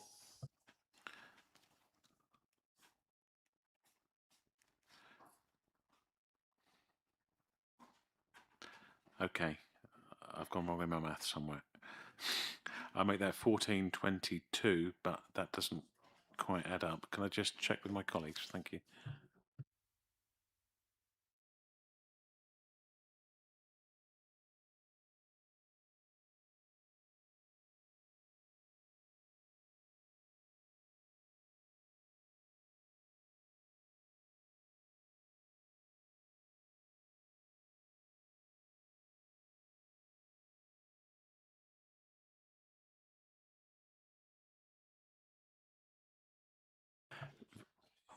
Yes, 14, 19 and 2. So that again falls. Thank you, Chair. And sorry for my bad maths. I'll go back to accountancy school. Thank you.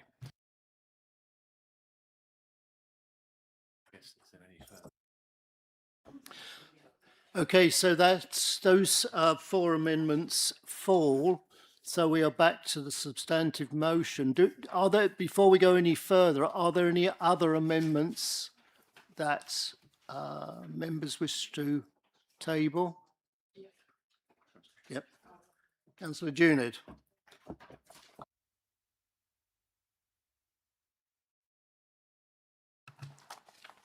I was reminded yesterday at the Joint Cabinet Committee just what the impact has been of government decisions on the housing, mandatory housing the targets.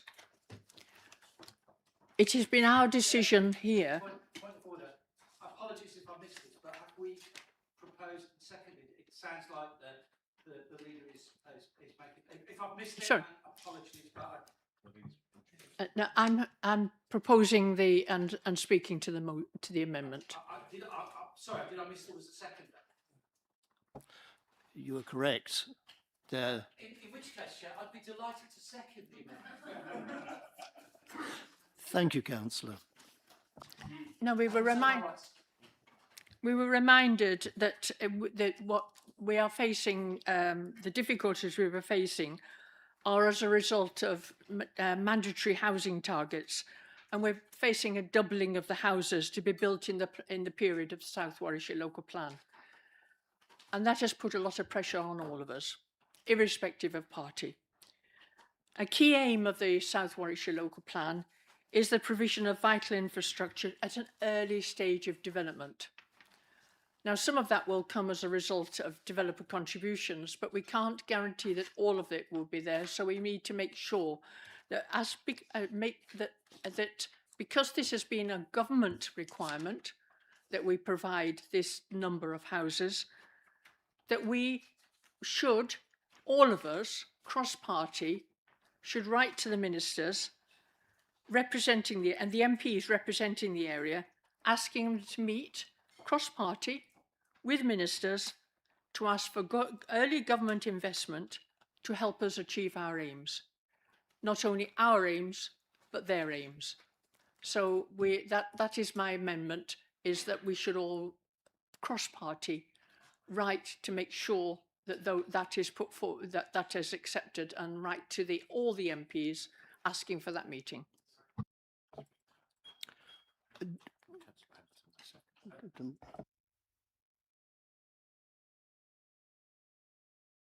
Okay. Councillor Pemberton, would you care to speak now? I will wait to see if any other members want to speak on the amendment. Are there any other speakers? Yes, yes, yes, yes, yes, and yes. Okay, Littlewood, Councillor Littlewood, you appear to be first. Well, as always, it's easier to ask for forgiveness rather than anyway. Chair, I'm happy to speak for this amendment. The national government policy, which in my opinion is a simple-minded, top-down approach, is causing damage to the rest of the country. And indeed, we've heard this afternoon that in the context of the South Warwickshire Local Plan, it is forcing this plan to, I have to say, work against social housing. So I think that the realities and the facts of the world need to be spelled out for this government, which in itself is in total disarray as far as I can see. So I will be voting for the amendment. Thank you. Thank you, Councillor. I've now got Councillor Jones, please. Thank you, Chair. I think we can all agree that the central government's very top-down approach to this is causing problems in the area. I'm slightly confused by the amendment.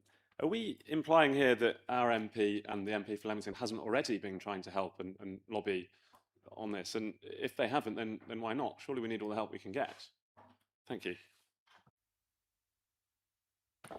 Thank you, Councillor. Councillor Bromwich, please.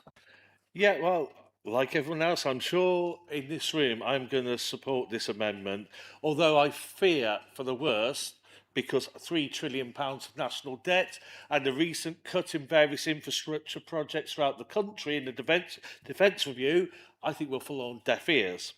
If only people had listened when I said we probably should have challenged the original housing numbers, well, it may have been a better strategy.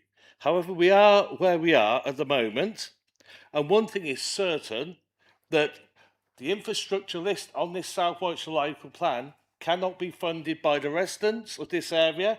It cannot be funded by the developers. It will have to take central government money. However, I fear that, as I said, given the current circumstances and coming up to £3 trillion of national debt, you might have more sense talking to this wall behind me than what you will to central government, who appear to be totally deaf to the real needs of local communities. Thank you. Do I have any other speakers on this amendment? Otherwise, I will turn to Councillor Junid. No. And sorry, Susan. Yes, you're right, Darren. It's Councillor Pemberton as the seconder. Please. Thank you very much, Chair. And yeah, we all know that the government not so much moved the goalposts, but changed the sport we were actually playing. And moreover than that, they took a conscious decision to flip from regenerating our towns and cities to focusing development in the shires. And that just seemed, as was an example of spitefulness, I think might be a way of putting it, as was put in the House some weeks ago. Absolutely delighted, and I have a double header tomorrow.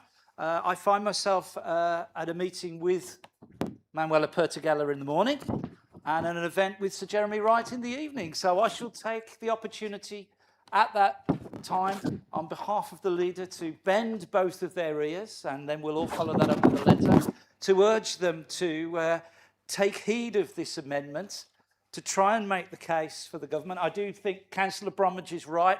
There is more prospect of getting infrastructure money out of that wall than the Labour government. And Councillor Bromwich is right. Developers, residents, this and a future unitary council cannot fund the infrastructure requirements of this local plan alone. I'm delighted to support the amendment, and I will do my bit tomorrow with both MPs. Thank you. Thank you. Councillor Junid. Thank you very much indeed for your support. I know that individual MPs have raised this in Parliament and elsewhere, but I want this to be something that is genuinely cross-party, genuinely from this council, and hopefully also from Warwick District Council as well, to show our show how serious we take this and how much they could make a difference if we put their mind to it. So I just want it to be a genuine call from all of us to the government. You draft it, I'll sign it. Thank you, Councillor. Okay, is it necessary to actually go to account for this, or are we all agreed? I think we're all agreed, yeah. Good. Show of hands? Yep. Thank you. Thank you very much. Any against? Abstentions? One abstention. Thank you. Please. So that's carried. Okay. Are there any more amendments before we return to the substantive motion? I don't see any. So I think we should now return to the substantive motion, which was the 10, I believe, recommendations from the Joint Cabinet Committee meeting last night. This item is going to be introduced by Councillor Coucher, and I invite him well, do I need a seconder at this stage? Yes. Before I go ahead and ask Councillor Coucher to speak, do we have a seconder for the substantive motion, please? Thank you, Councillor Junid. And do you reserve your right to speak? Yep. Okay. I second the motion and reserve my right to speak. Okay. So, Councillor Coucher, would you care to introduce this item, please? Chair, we are about to take one of the most important decisions in recent years for our district. A decision that will either be for us to retain control of our affairs in relation to planning, or abrogate our responsibilities to profit-driven developers, and a Secretary of State who seems determined to enable a record amount of housing to be built as a way of reviving the economy. In Wellesbourne, we've just received an appeal decision granting planning consent for 300 houses. Perhaps not an unexpected decision, but what is criminal is the Secretary of State has permitted it without any requirement to improve the overloaded sewage works that regularly discharges raw sewage into the River Dean and Avon, and no contribution for school places despite the primary school in the village already being at capacity. 2 days ago, we also lost another major appeal at junction 12 of the M40. What is absolutely clear is this government is determined to facilitate development regardless. Not having an up-to-date plan weakens our position significantly. That is what happened in the noughties when thousands of houses were permitted in the district without the necessary roads, schools, medical facilities and other amenities. It is why many residents are so scared of seeing more growth in the district.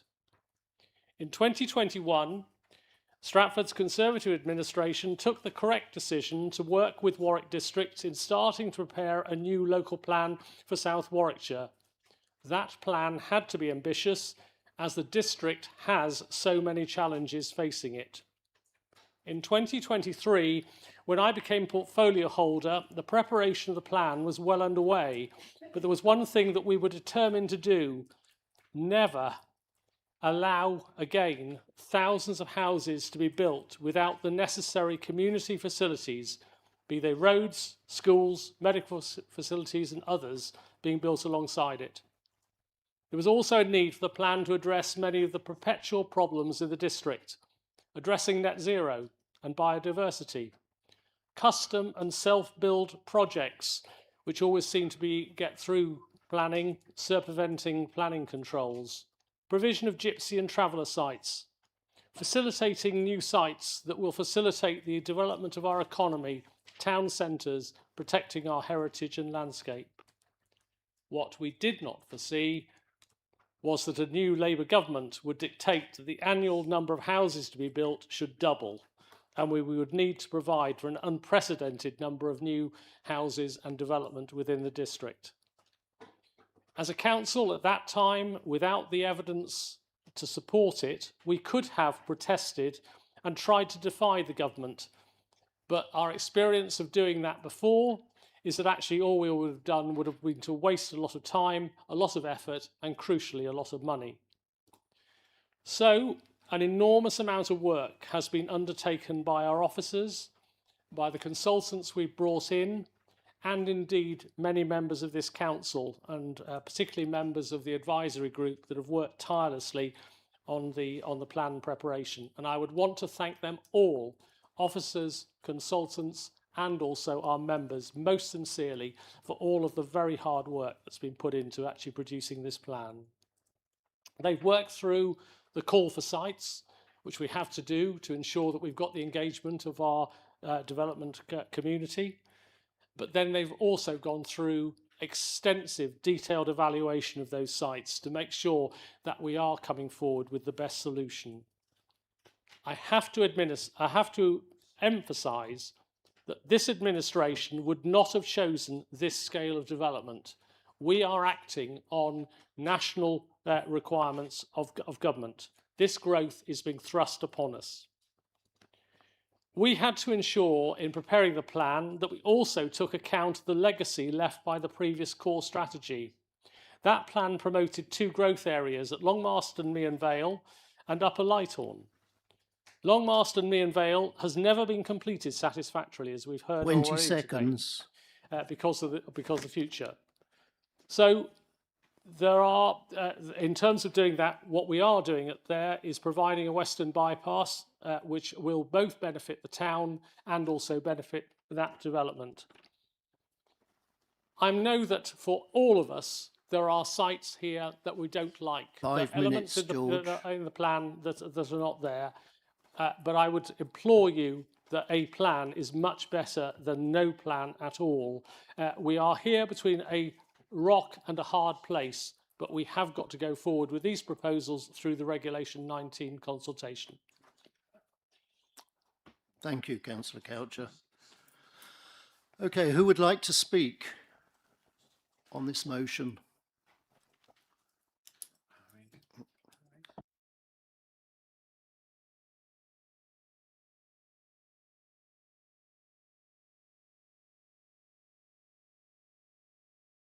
Councillor Shenton. Right, let's do this one.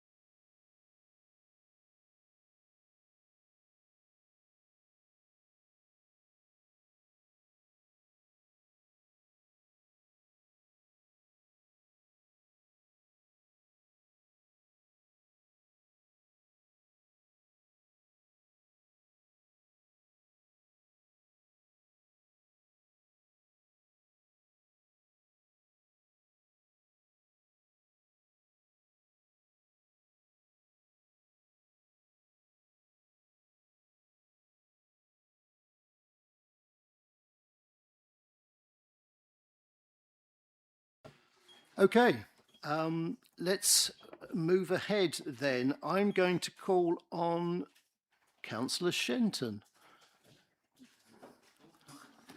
That was a surprise.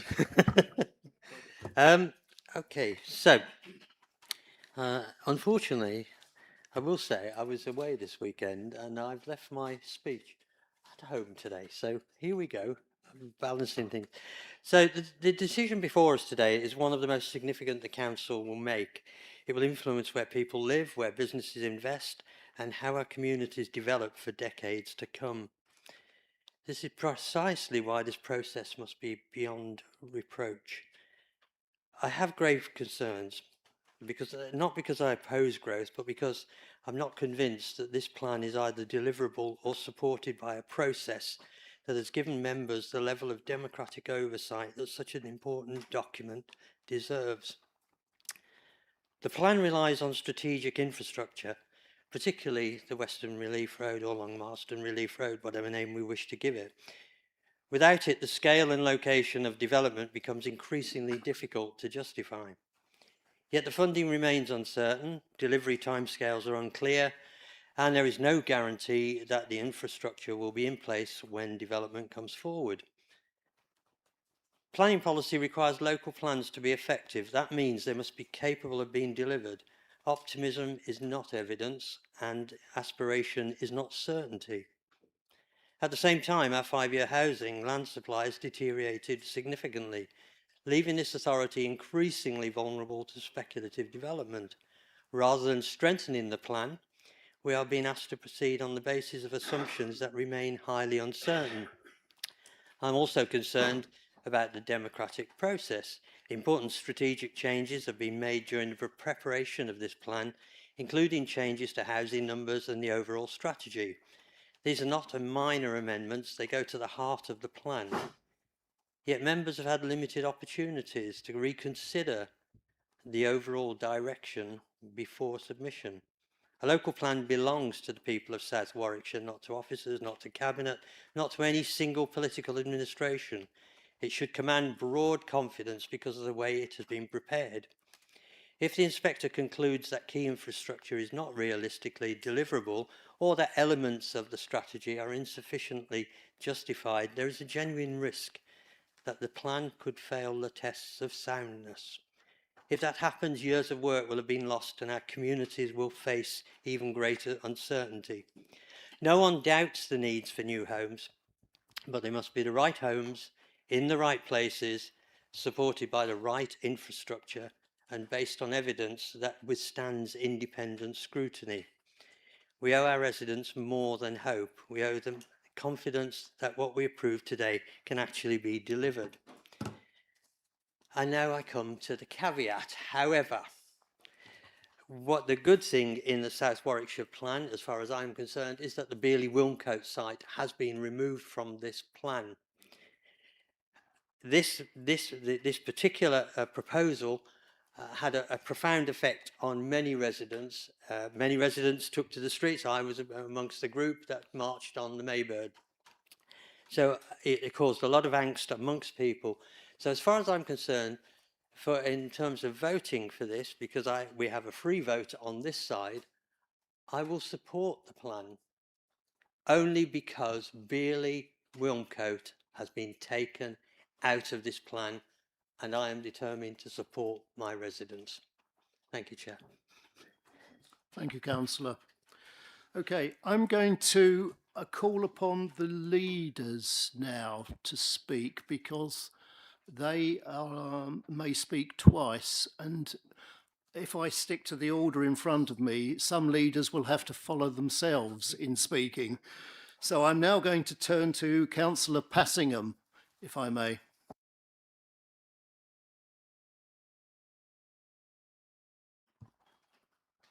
Right. Well, when the preferred options plan was published, we all had high hopes. There was a fantastic vision for a new sustainable Stratford district. It was based on a model which was sustainable travel and economy model. There was to be new communities of up to 10,000 people, which would be big enough to sustain themselves, to have all the schools, all the hospital and medical care and shops and all the other emergency services they need. So we were very pleased with it on the whole, but this Regulation 19 version has come out and all our hopes have been dashed. It is nothing like what was proposed and agreed by thousands of residents in the preferred options plan. We've got virtually no new settlements, 3,500 more in Long Marston, which is not on a sustainable corridor. It's an isolated place which is unlikely to get much employment at. We seem to have ignored all the other sites where new communities were going to go, further north towards Coventry and Birmingham and all the other places, which I know there's objections to them. There's objections to Brearley, but everybody's going to object, as we know here today. Everybody is going to object to more housing in their areas. So, but I mean, to me, the most egregious part of this is that new road, which is highly risky. It was called a Southwest Relief Road, and the Lib Dems were opposed to it then by doubling the length of it, making it further out into the countryside, destroying more countryside, and calling it the Western Bypass. Councillor Coucher seems to think it's all right. Now, as far as sustainable transport is concerned, the model was sustainable transport. And I've asked the question, and I said this last night, I've asked the question of officers and members before. if we've got sustainable transport model, why did we choose the very worst option for sustainable transport? A new road which would induce more traffic, which all the studies show that there'd be more traffic around. It would not help any congestion in Stratford because Stratford would still get filled up with cars. As climate, have people not noticed this is the third heat dome in 2 months? The climate emergency is happening. This is the very worst option in terms of the climate. More cars mean more emissions.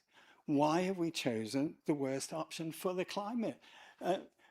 Do we not believe in the climate emergency and the resolution that was passed 7 years ago? We've got several policies all to do with less car dependency.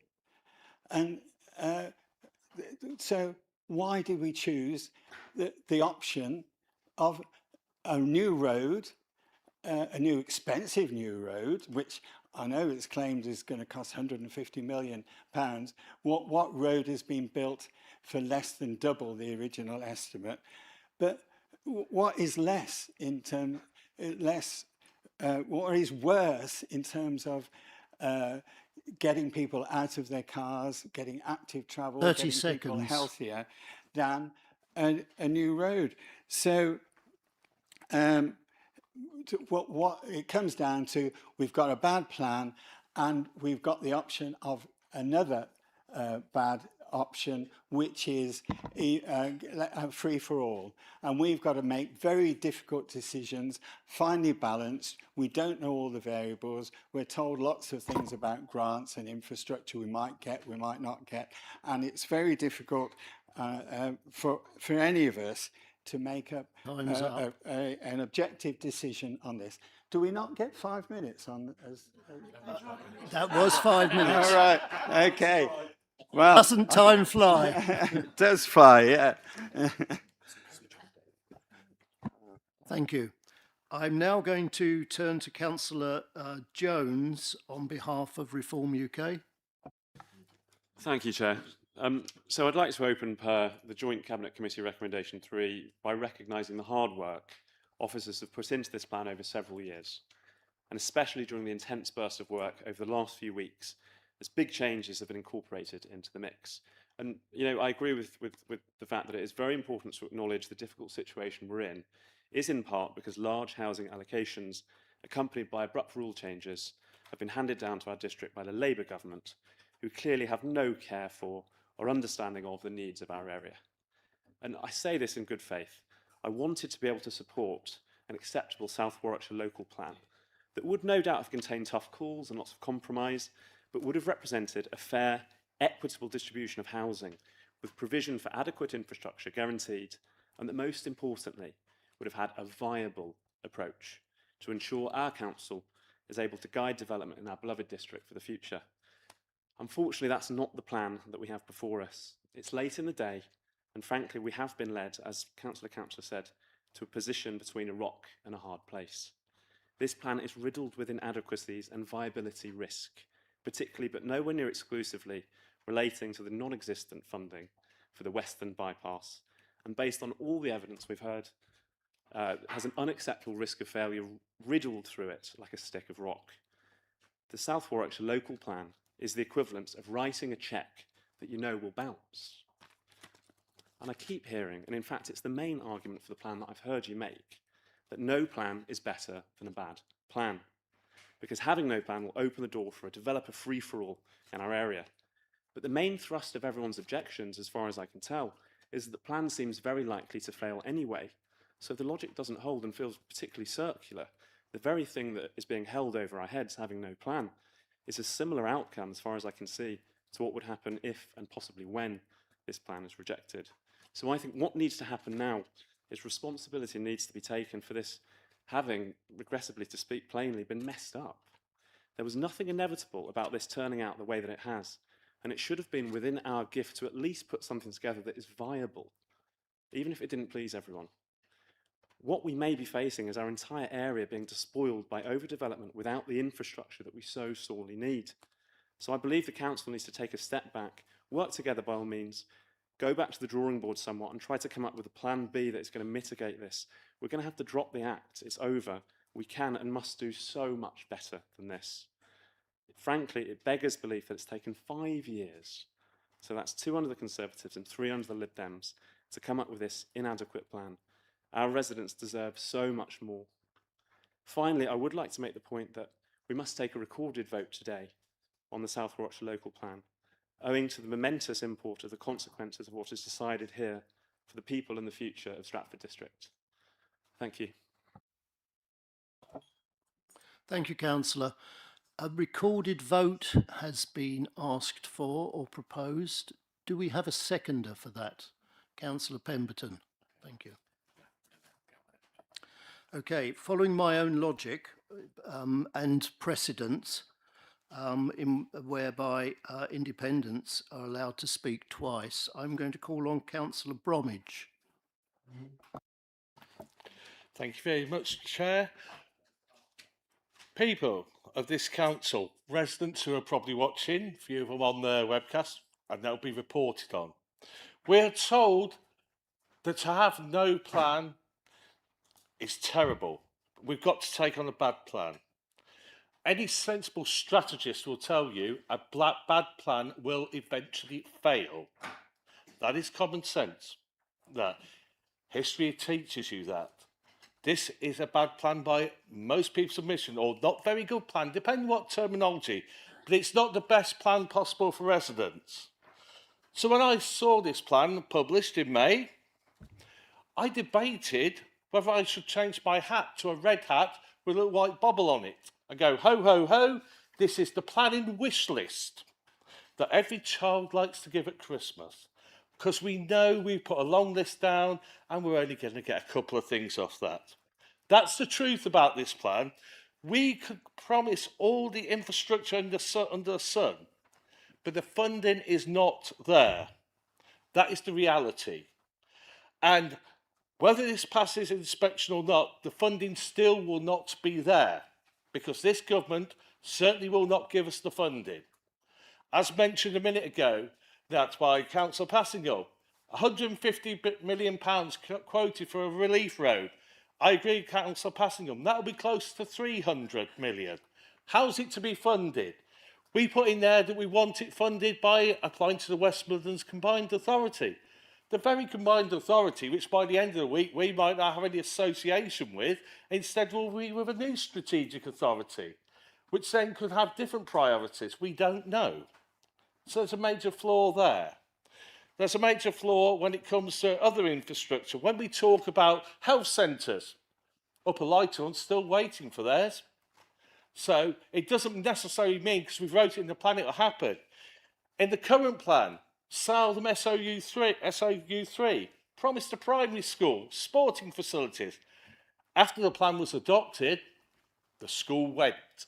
Because quite simply, when they look at it, they go, how can we save a few quid and keep the money in the central pot?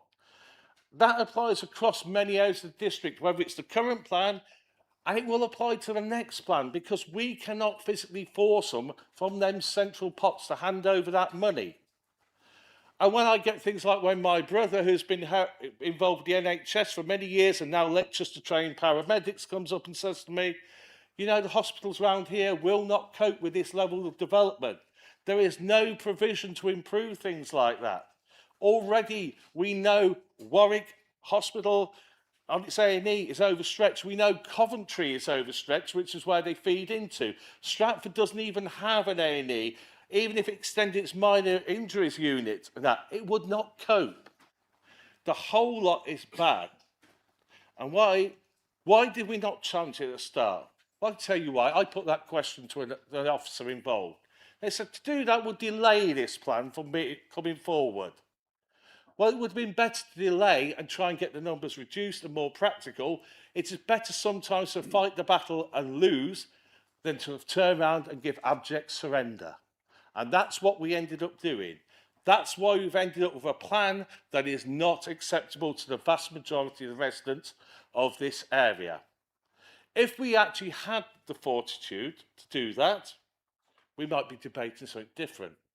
But what we do know at the moment is we have a wish list where a couple of the, as I analogised with the Christmas list, we'll probably have a couple of the toys given. Most of it will not happen. We were, Councillor Crump and myself were told when we had a meeting to discuss Southam, you're going to get a new secondary school. When? We don't know. Well, then suddenly dropped onto us, we'll extend the existing secondary school and give you a new secondary school. I'm telling you, you won't get both. It will not happen.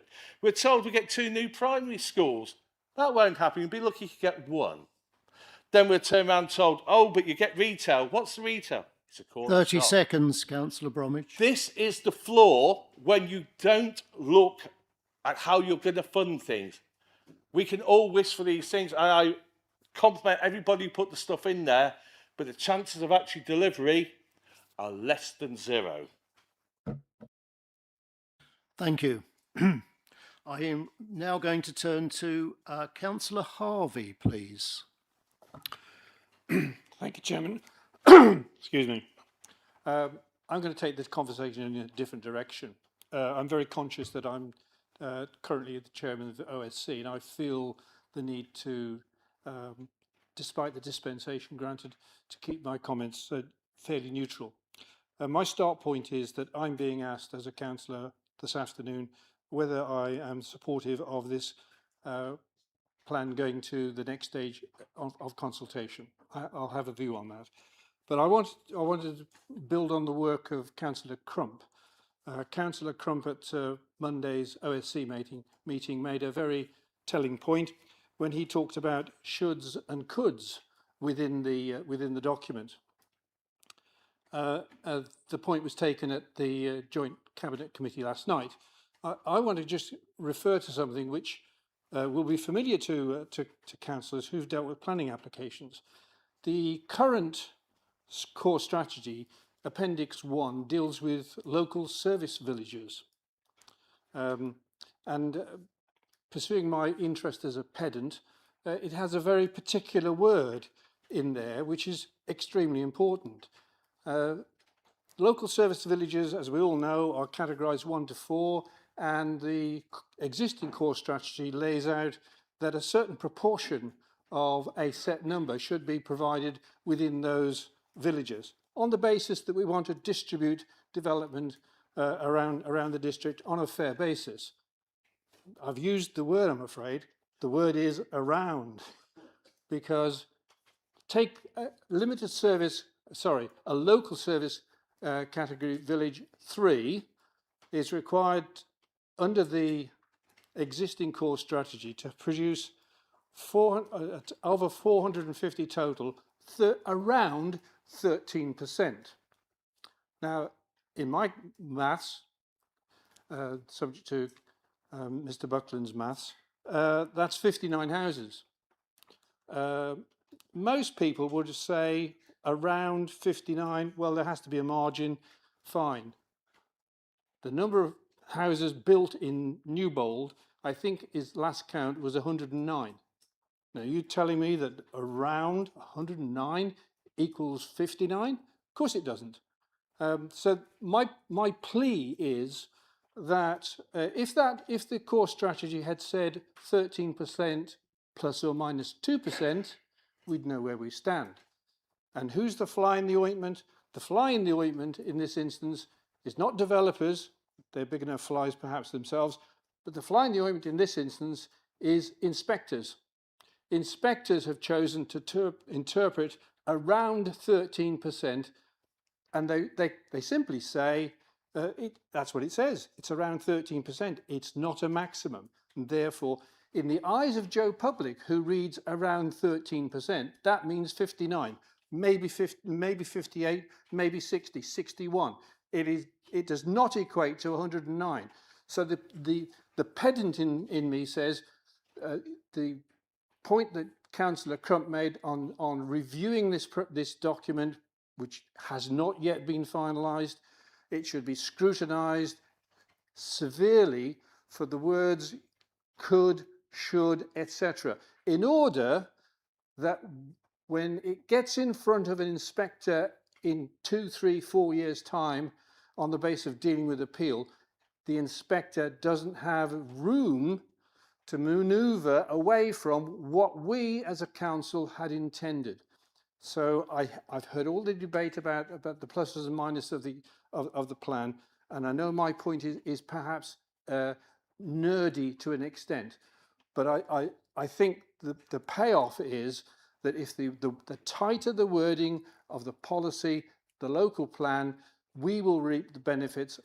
Future councillors, future residents and planning applicants will reap the benefit. Thank you, Chairman. Thank you, Councillor Harvey. I think a point well made. I shall go on to Councillor Pemberton now, please.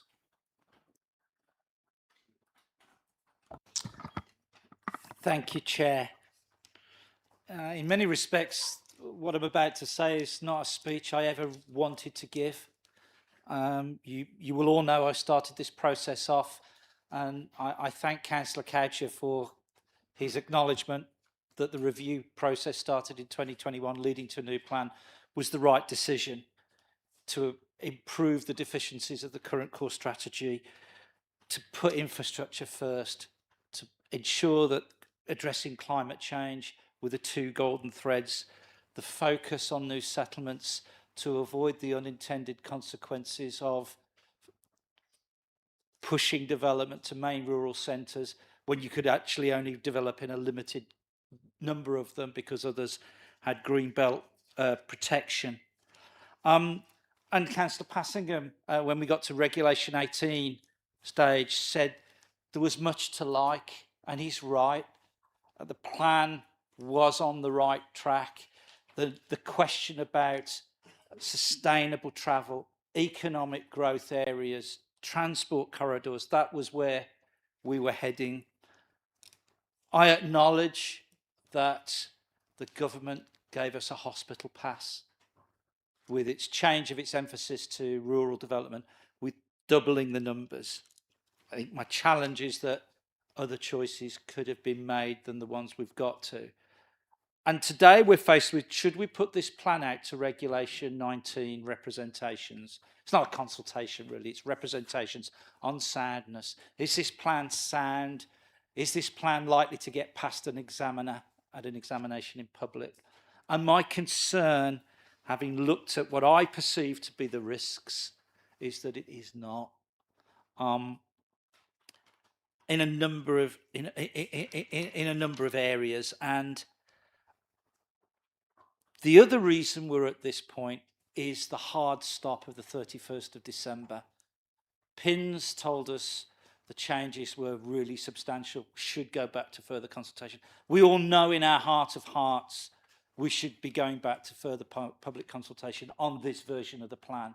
But we're not doing so because of the hard stop, because and it's a legitimate argument to say we're unsure about the new process and the gates of hell will open because we haven't got a 5-year land supply. As I've said before, we don't have a 5-year housing land supply. The question is legitimately asked of me if I'm not going to support, and I'm not going to support this going to Regulation 19, is, well, what next, Darren? No plan is terrible. A bad plan is better than no plan. We don't have a 5-year land supply. What we do have is a strategy.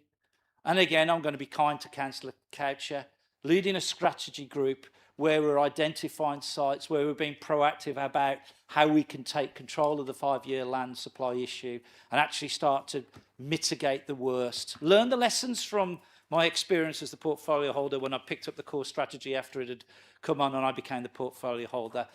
Be on the front foot. And there is some hope in that we can get to a 5-year land supply quickly, more quickly than, there wasn't a proactive approach last time. Lesson learnt. So we've got some hope there. That would also allow us to go back and do some further consultation, to go into the new process. Yes, it's absolutely clear there is less public involvement, but it's a quick process. A number of the pieces of evidence can roll over. We can look at emerging sites. We already know, officers you know, would like to bring Dancy forward, for example, on the railway line between Birmingham and Stratford. It's not quite mature enough. I think that was one of the questions about ambition. Should we have put a placeholder in based on a 25-year plan? But we would have the option to go back and look at where we could deliver in line with the original golden threads of the local plan. It's absolutely risky. Every part of this is risky. If you vote to go to Reg 19 and it goes back, it goes to the inspector, it's still risky. 30 seconds. 30 seconds. The risks. Western bypass, we know that is the biggest risk to this thing. Again, as I said earlier about Bitford, we magnify the risk with another piece of major infrastructure. Public Loans Board, maximum 250 million you can borrow. We're at 150 million for the Western bypass. Yes, we'll probably get half of that in developer contribution, but are we really going to drive the infrastructure? Too many risks with the plan. My concern is it fails, and I would rather us take control, manage the land supply through the good strategy we've already got in place, and get the best plan we can. In the absence of that, I cannot support this going to Reg 19. Thank you very much, Chair. Thank you, Councillor Pemberton. Okay, I'm now going to review the list that I have in front of me. And if your name is not called and you do wish to speak at this stage, please let me know. I have councillors Crump, Fleming, Mills, Organ, Hatch, Parker, Parry, Lee, Littlewood, Rolfe, Keithley, Adam, Curtis, Coles, and of course the councillors Juned and Coucher. Have I missed anybody at this stage? Ballinger and Alcock. Any others?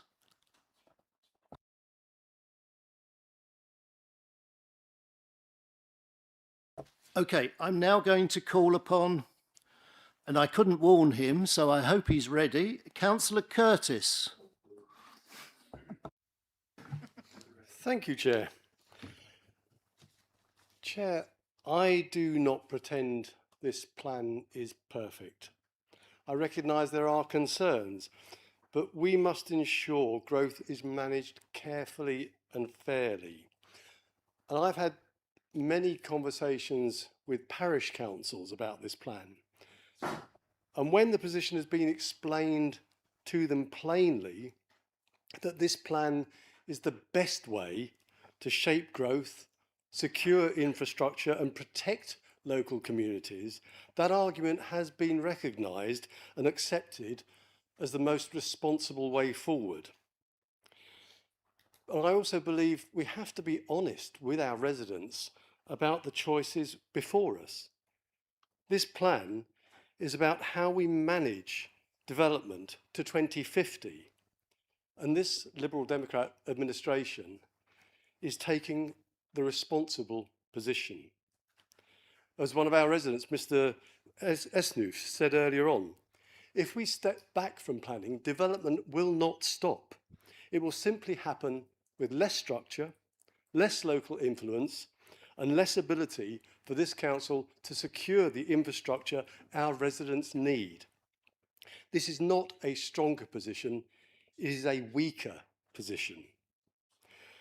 I understand why some members may want to oppose the plan, but unless those opposing it can demonstrate a credible alternative that still manages growth and secures infrastructure, opposition is not protection.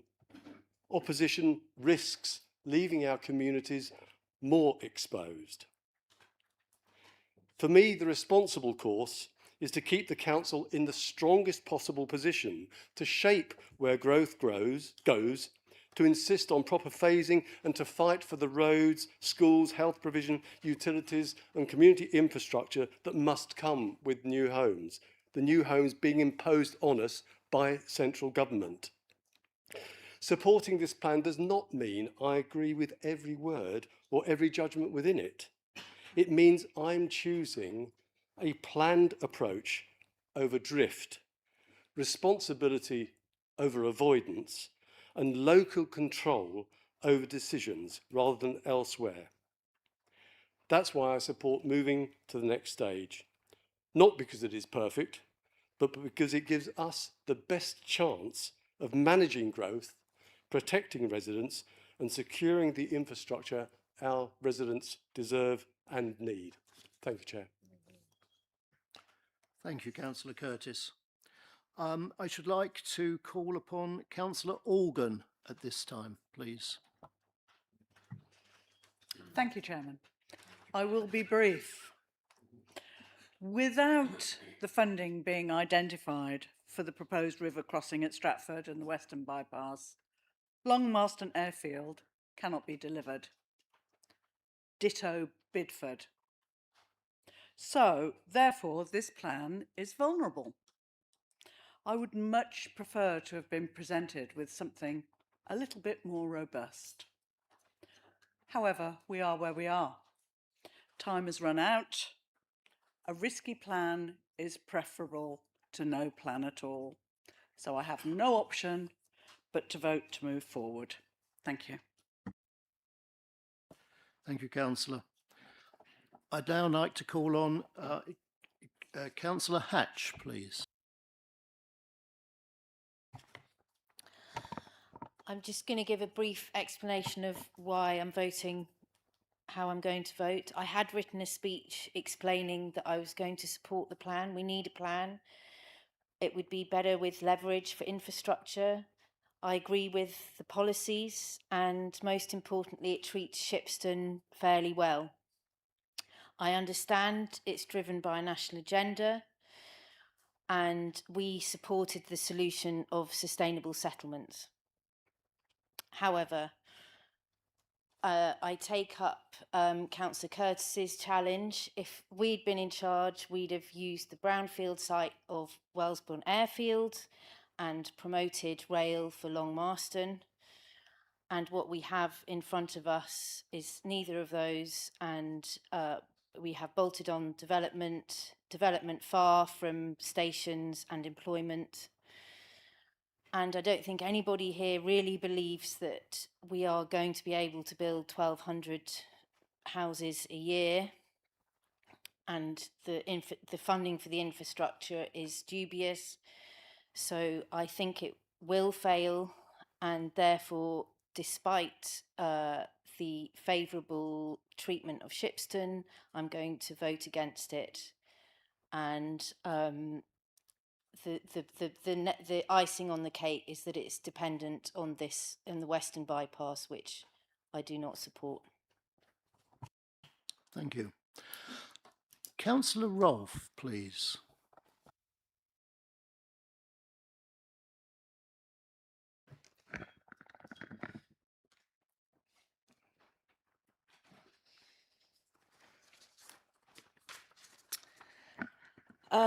Chair, thank you. This is a really difficult decision for me. So much so that I still haven't made up my mind as to whether I will support the plan or not. My reasons are simple. I'm a local councillor and have spent the last 18 years representing my residents at a local level, and my local residents are not happy with an aspect of this plan named South East Stratford. Obviously, no one wants more houses anywhere, but South East Stratford, in my opinion, and that of my residents, have been dealt a particularly bad deal. Just under 3,000 houses tagged onto the edge of the town with very little infrastructure. Yes, we've been promised a high school and 2 primary schools and 2 community centres, but we will have no road infrastructure to cope with the amount of cars this development will bring. The promise of a Western Bypass is applauded, but sadly won't have much effect on South East Stratford, where anyone wanting to travel into town will do so down the heavily congested Shipston Road, Banbury Road and Loxley Road, and over the Clopton Bridge. Plus, we've been promised a widening of 2 country lanes, namely Boundary Lane and Pimlico Lane, in order to allow cut-throughs from Banbury Road to Wellesbourne Road, which in turn will put a huge strain on those junctions, and in turn having a detrimental effect on the villages of Tiddington and Alveston. This is not what I want, and certainly it's not what the people of Alveston and Tiddington want. If this plan were to go ahead, I will do everything in my power to avoid having these open country lanes destroyed. I could go on and on telling you how South East Stratford is going to be a blot on the landscape of Stratford, but I think you've got the gist of what I'm saying. And I apologise for being so parochial and so selfish in my thinking. On the 11th of July 2016, in this very chamber, we had a debate on whether to support the then core plan running up to 2030. There are 6 councillors in this room who were there at the time. Councillors Pemberton, Mills, Crump, Bromwich, Councillor Jenny Fradgley and myself. The administration was not that of today. Sorry? Councillor Organ in 2016. All right, okay. It said on the list that you weren't there. I beg, no, not in 2016. Anyway, said on the list. I checked. Anyway, the administration was not that of today, but the Conservatives were in charge, and so it was deemed to be their plan. I can remember clearly sitting in the Lib Dem room discussing with Peter Morse, Hazel Wright and Jenny what we should do. Yes, there were only 4 of us, so whatever we decided did not make any difference at all to the outcome. I can remember clearly us saying, well, it's their plan, let them take the flak. We will be all right, we can hold our head high and say it's their fault. We had nothing to do with it, so all those houses were their fault, not ours, which is exactly what I'm hearing in this chamber today. But we, as a 4, were also very much aware of the consequences to our residents if we voted against the plan, even though we wouldn't have made a difference to the way the vote went. We supported the plan because we didn't want our residents thinking that we were prepared to allow developers building around our areas with no thought of the effect it would have on our communities. Then we did the right thing because no plan means exactly that. Councillor Crump. We also, I haven't finished. Sorry, Councillor Crump. Thank you, Chair. And is this a point of order? It's a point of order and a point of correction, because I remember there, and one item that was voted upon was SOU3, the additional houses of 535 to get the core strategy numbers. And I remember speaking to Councillor Morse. Is this a point? Sorry, is this a point of order? It's a correction of the fact that Councillor Rolfe said they didn't vote against the core strategy, and in fact they did on the SOU3 item, which was added. Sorry, Councillor Crump, could you get a bit closer to that microphone, please? Thank you. It's a point of correction. I've seen recollections may vary, but I know this one on SOU3 because it related to Southam and 535 extra houses. And on that vote, I can remember it, it was 18 against 9. And that wasn't... As part of the addition to the 535 houses to the core strategy, they were added to that. We voted for it. So where did the extra 535 houses to make the numbers come from? Where did we discuss that? Because that was the case. I know, it was added at the last minute. Thank you, Councillor Crump. I am not sure that I care, frankly, what happened in 2016. Neither do I. So please... excuse me, Mr. No, sorry, Councillor Crump. I take your point. I think that's disrespectful. That's your recollection. It seems that Councillor Rolfe has a different recollection. Neither recollections make a jot of difference to what is going to be voted on later. So please, Councillor Rolfe, continue. So then we did the right thing because no plan means exactly that. We as a council will have no control on where houses go, and with that, no confidence that infrastructure will be part of it. It will be a free-for-all, and we all know that. We also know that this plan has flaws, just like the one did in 2016. But we also know that some of the flaws can be mitigated over time, as we have that time to amend, alter, and change things. 30 seconds. Having said all this, I remain undecided as to which way I should vote.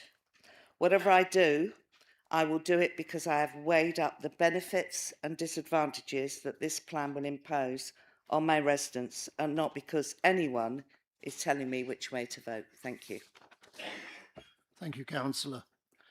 I think I should now turn to Councillor Mills, who was also around at the time. And maybe he has some comments about 2016 as well.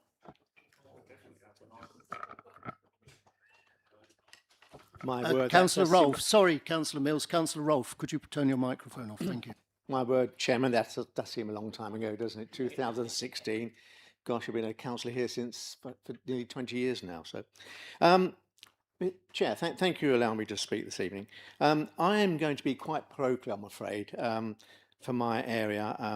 My area is Kyneton, Gaydon, Upper Lighthorn. We have the development Upper Lighthorn for over 3,000 houses. They are not selling at the moment. So which brings me on to why do we need the houses in Kyneton? On our slides that were presented to us at the South Warwickshire Local Plan presentation, it got 199 houses for Kyneton. Fine, could we cope with that? It's nearer 600. So it's extremely misleading. Our village at the moment is gridlocked now. What it's going to be like with these extra houses, I just fear the worst. It's awful. We are oversubscribed with this. We'll be oversubscribed with the schools. The doctor's surgery will be suffering. So it's quite bad. Councillor Coucher did mention the development at Junction 12, which is for a warehouse distribution centre, and it got through to ad appeal. The residents of Gaydon are absolutely devastated. It ruined Gaydon, and I am devastated as well. So I do have concerns over this plan. I have put a great deal of thought into it.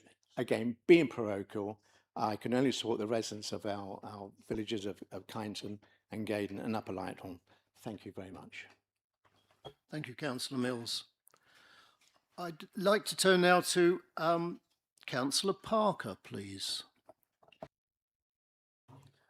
Thank you, Chair. And I'm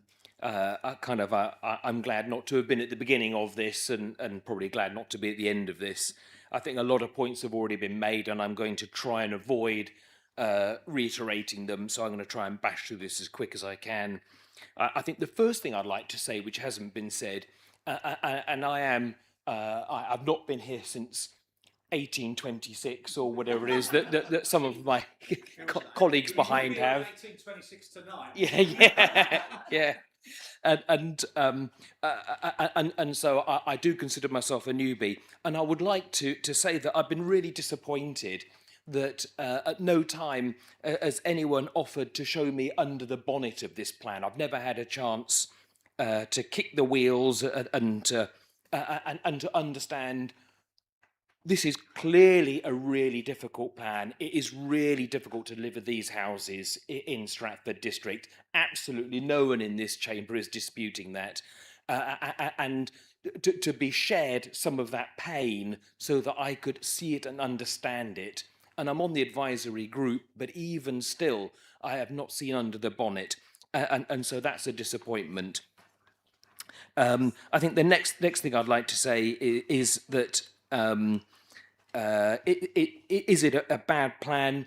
Unfortunately, it has come out a bad plan. I agree with those who've already spoken about coming out of the Reg 18, kind of smiling and now feeling such disappointment. Just one settlement just feels so risky, and the fact that it's at the end of the road, that we might not get money for, makes it super risky, and I'm kind of just tragically damaged by just the mortal impact we're going to have on places like Henley and Arden and Southam. These are. I'm not going to save my metal for Bidford in a minute, probably. But I guess one of the big issues is, will the plan fly? And it's predicated on economic growth. And I am really concerned that if we do not get economic growth, this plan is going to fall, and it is specifically predicated against that. And I'm not a downer on the UK, but I just think we have to be super realistic. And it's also predicated on the Relief Road. It's predicated on the Bidford Bridge. So I'd kind of come to this conclusion that that this is not a plan to support, and I'd kind of come to the conclusion that if you vote against this, actually you can't fail, because if we vote against it and we fall back to the core strategy and we put our efforts into getting back our 5-year housing land supply, if we fail, well, if we succeed, that's great, and we can get control again, and we can then go back into creating a plan, hopefully a better plan. But if we fail to make that 5-year land supply, we will have proven that the SWLP would have failed as well. Ultimately, and now I'm going to come on, and I've just got to say very briefly that I do not believe that the king is a lizard, and I don't believe in chemtrails, but I am starting to believe that the government is leading us a merry dance, and in fact we're playing a tune of absolute fools. And in fact, they want us to bring forward the SWLP because they know it will fail. And they know it will fail because developers are not going to build at rate, and the plan will fall. And why should the developers build at rate? Ultimately, they can get the plan to fall, they can engage the tilted balance, and they can build where they want, and they can not have to build the infrastructure. The developers don't want to build the infrastructure, it's just money. And so it's in their interest to pull the plan down. And when we're trying to build at such rate, it's so easy to pull us over. So I think that's where I stand. And if we 30 vote for seconds. this, thank you very much. It's rare I go to the end. And all I would say is, if you vote for this plan, you get the immediate damage that the plan causes on day one. Wilmcote gets pulled out of Greenbelt, Snitfield gets pulled out of Greenbelt, Claverden gets pulled out of Greenbelt, then the plan fails, and we're back into the tilted balance, and we're getting all the development, none of the infrastructure, and we've just taken the hit. And that's why I'm not going to vote for the plan. But like Councillor Rolfe, until I put Time's my up, hand on Councillor it, Parker. my mind is still open. But that's how I stand at the moment. Thank you very much for your time. Thank you. Members will have noticed that it is now 4:55, and we've been sitting here for the most part of 3 hours, and so the 3-hour rule applies. And in accordance with the Constitution, a vote is needed to continue the meeting. So, are we in favour of continuing the meeting? Are we all agreed? Anybody dissenting? No? Good. Right. Okay. Thank you.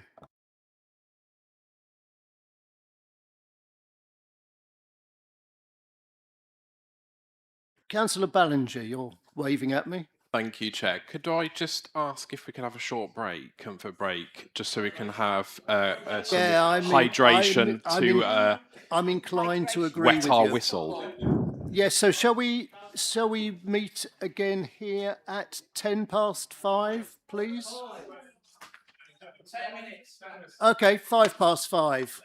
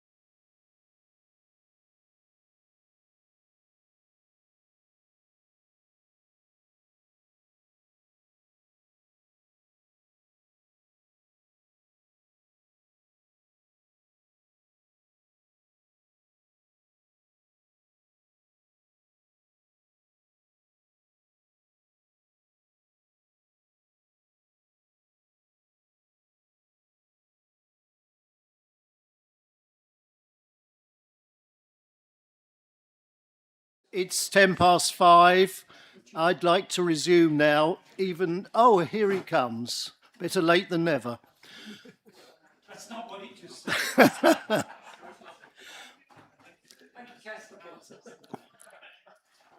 Before we resume, I would like to say that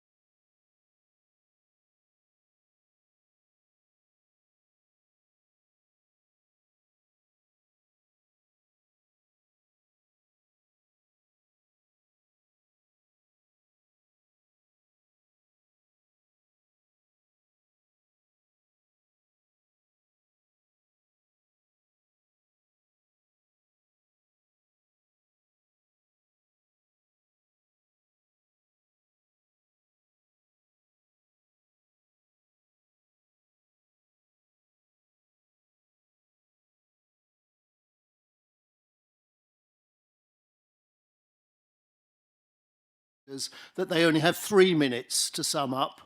I suggest we just have a minute as the group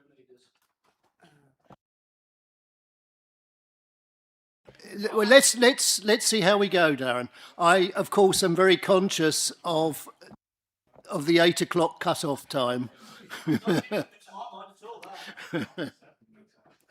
Okay. Right. I think I'm going to go to Councillor Adam next, please. Thank you very much, Chair. I'd like to firstly pay tribute to former Councillor Rock for his diligent work in getting this plan to where it is. Watching the joint committee, cabinet committee last night, I think it was Councillor Day who said that this is the government's plan, and I think there's an aspect of it that's right there.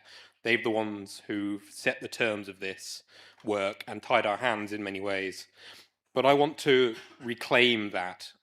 I think this plan is all of ours who fed into it. The residents and community groups who took the time to comment on the multiple public consultations, the members who turned up to briefings, workshops and committees to scrutinise and make the changes that were needed time and again, and the officers who have worked on this from its inception under the previous administration through to this one.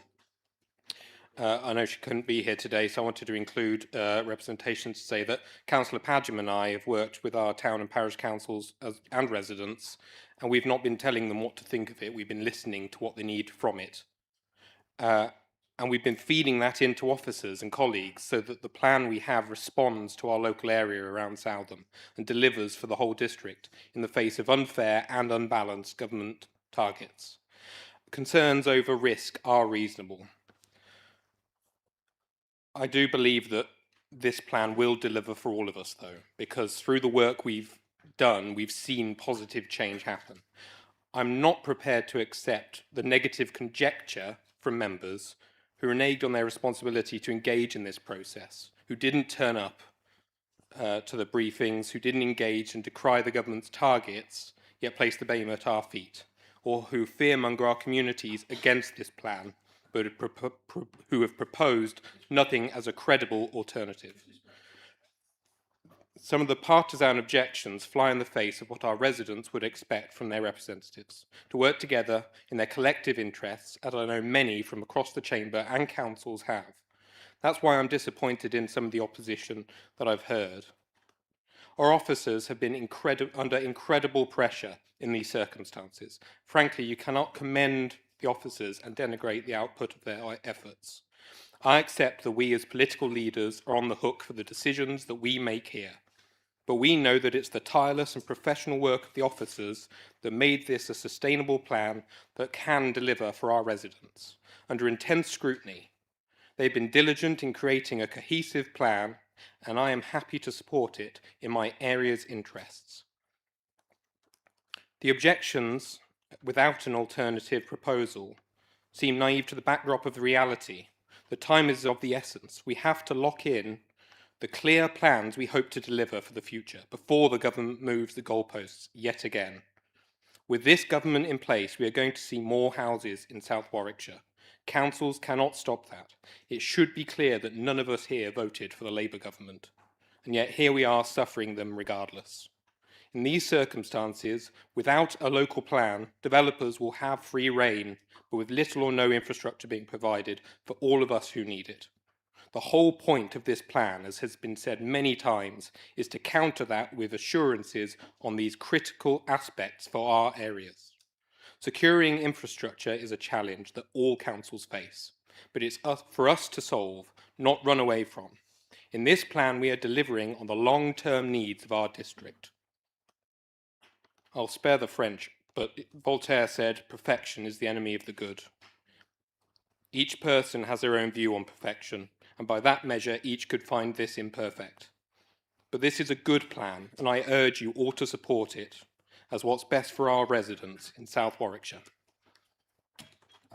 Thank you, Councillor. I now call upon Councillor Parry, please.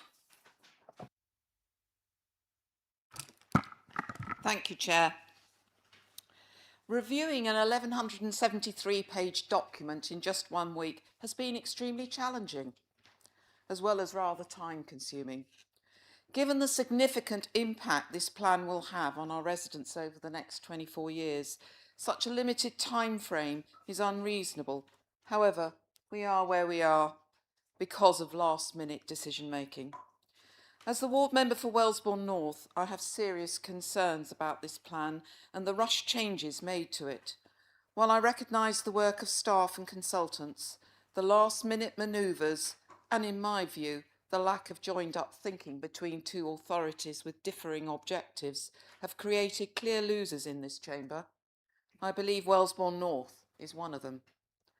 Wellesbourne North and the neighbouring village of Bishop's Tatchbrook and its urban extension in Warwick District appear to have been singled out for development. Together, they are expected to accommodate nearly 4,000 new dwellings over the plan period, despite residents remaining heavily dependent on cars, because the nearest railway stations are in Leamington Spa and Warwick, and bus services are virtually non-existent.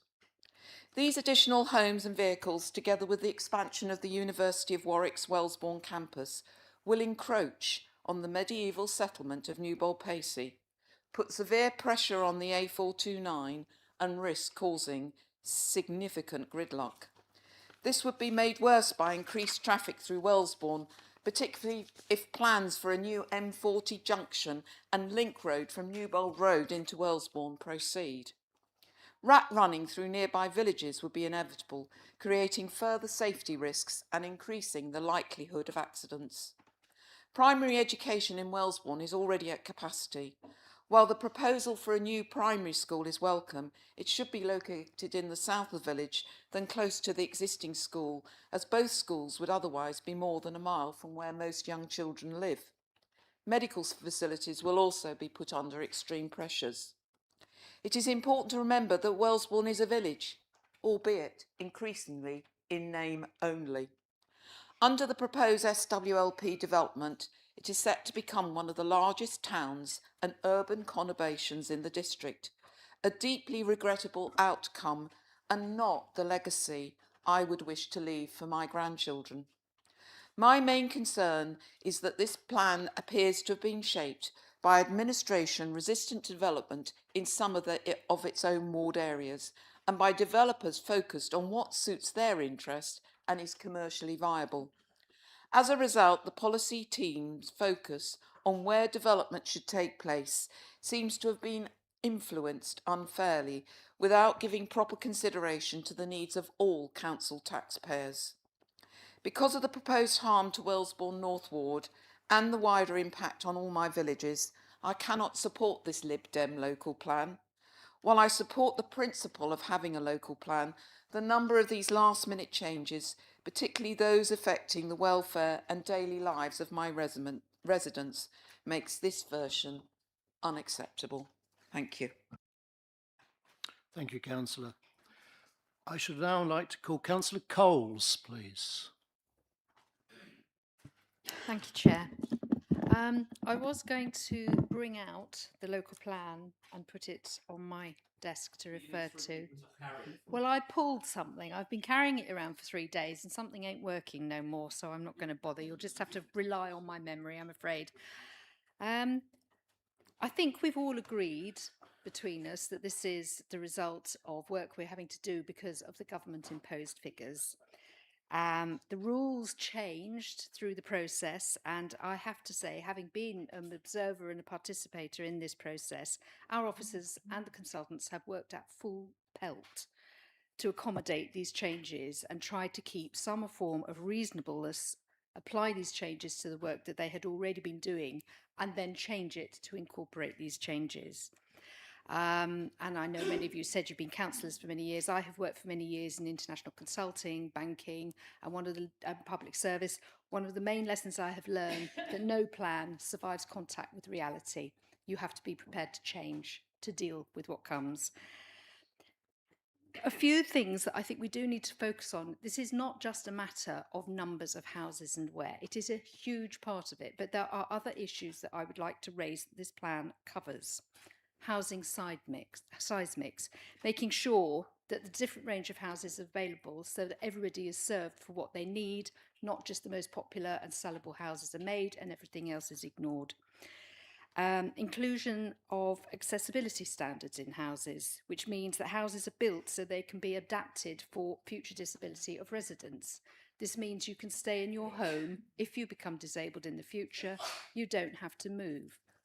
If we don't have a plan, this is optional, we lose that. Provision to support custom and self-build sites, making sure that it is available for residents who want to take that route. It widens choices for our residents.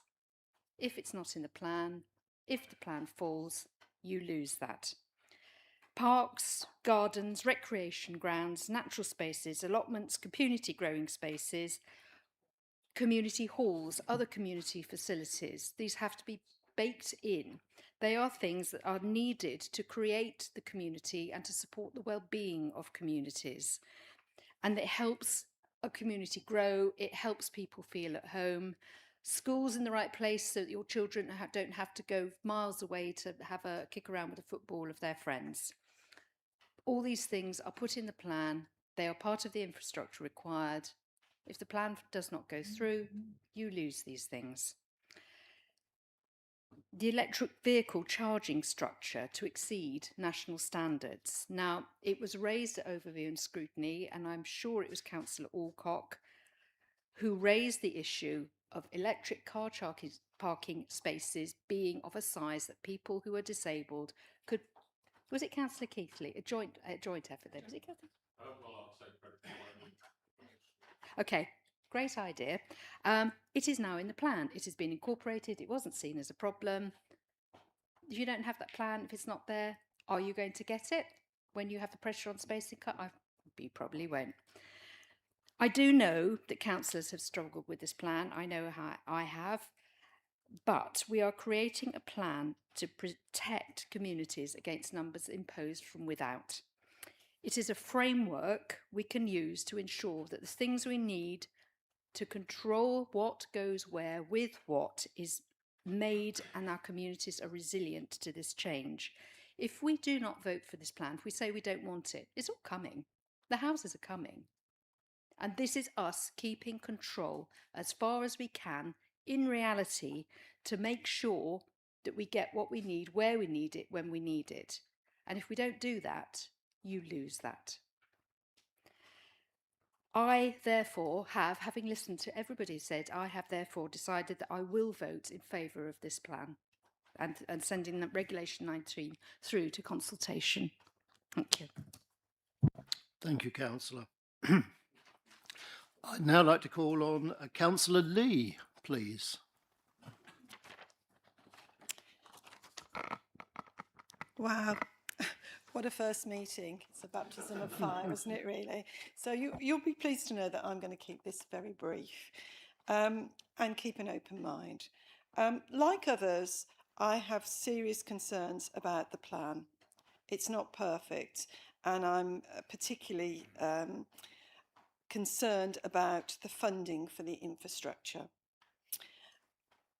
I also am concerned about the late introduction of particular sites, Bidford being one of those, and the fact that the people of Bidford have had no time really at all for any consultation.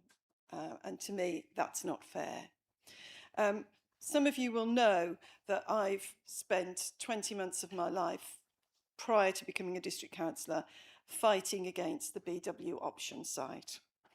And throughout that, we worked constructively and consistently to demonstrate that the BW site was an unsound option and should not be included. And I'm pleased that the evidence has been recognised that we put forward and that the site has been removed from the plan. I'm also going to be very parochial though. The prolonged uncertainty surrounding this proposal has had a significant impact on the Beeley-Wilmcote communities. Some residents felt compelled to sell their homes and leave, whilst many others have lived with the stress and uncertainty of a development that they believed would fundamentally change the character of their community forever. So, as a newly elected district councillor, I am going to continue to support my ward members and give them the protection that the plan provides against speculative and unplanned development, and giving them much needed certainty for the future of their villages and communities. So I am going to be voting for the plan. Thank you, Councillor. I now turn to Councillor Ballinger, please. Thank you, Chair. A lot has been said today that I'm already that I was gonna say, so I won't repeat. But having a plan is better than having no plan, which has been we've been talking about this a lot, and I'm not repeating myself regarding that, but it definitely is better than having no plan. And the reason for that is I have been discussing with other councils where they have nothing now, and builds are going, mass builds are going everywhere, and H and monumental grounds, and it's just ridiculous. And this fundamentally is driven by national government. We need to protect our local communities, as Councillor Lee has said. And I'm glad that Beeley-Wilmcote has been taken out the plan, and that was based purely on evidence.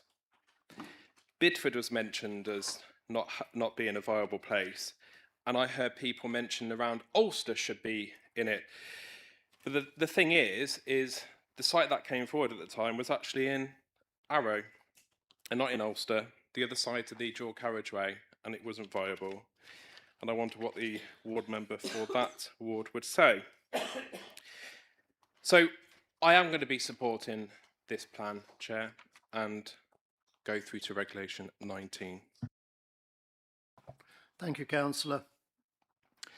I think I shall go to Councillor Crump next, please. Yeah, get yourself comfy. Just accepting the challenge to be different, Councillor Rice. Now, I was going to mention some 80s and 70s songs and even films as a child when I was growing up to describe the plan. Yeah, for example, David Bowie, Changes for Bidford.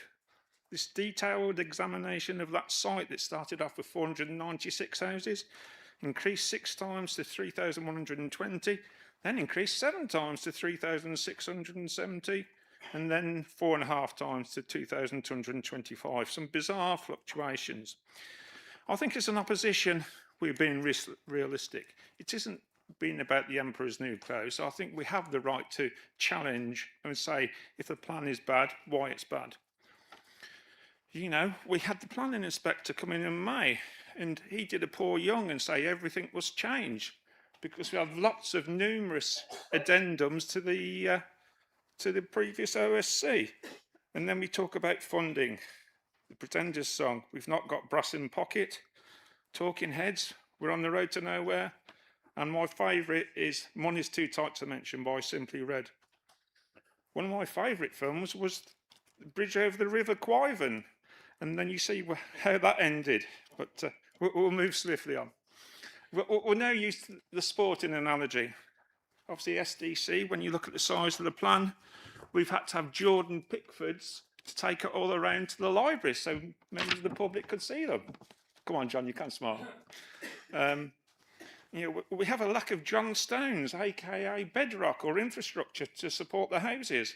And my residents said, blimey O'Reilly, when they saw a minimum of 3,122 houses for Southam.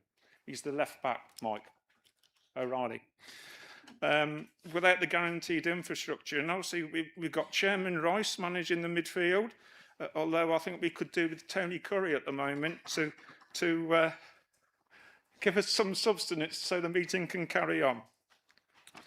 Certainly I'm not sure if Elliot Anderson is related to Hans Christian, but on page 425 of the plan for Southam it says should, there we are, Councillor Harvey, another example, should demonstrate how existing facilities can be improved and enhanced, including the subway, or I call it the underpass, it might as well be a backpass using the sporting analogy, under the A423, which floods dramatically. This is a fairy tale, a pipe dream. It was also tried under SOU3, those houses I mentioned earlier, 535, where 32,000 was allocated under Section 106, and that didn't do anything. There's two hopes of that happening, Bob Hope and No Hope. So unless you spend hundreds of thousands of pounds on this plan to do the underpass, it won't work. Again, using my old football analogy, we might as well bring Remy Moses, the ex-Man United player, out of retirement to part the waters when the underpass floods. We then move on to how do we bring Mr. Saka into this?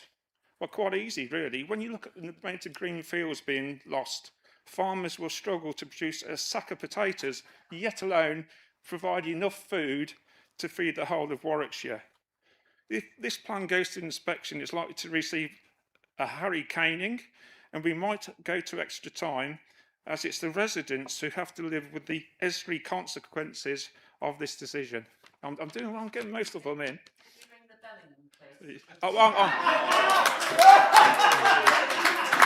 Very good, very good. I've got a better one than that though, Kate. So, Councillor Passingham thinks VAR is the vote against rail, as the plan is car reliant. And I can see assistant referees Pemberton and Wally Hoggins running down the touchline, waving their flags, red ones, to alert the referee, aka the planning inspector, of issues.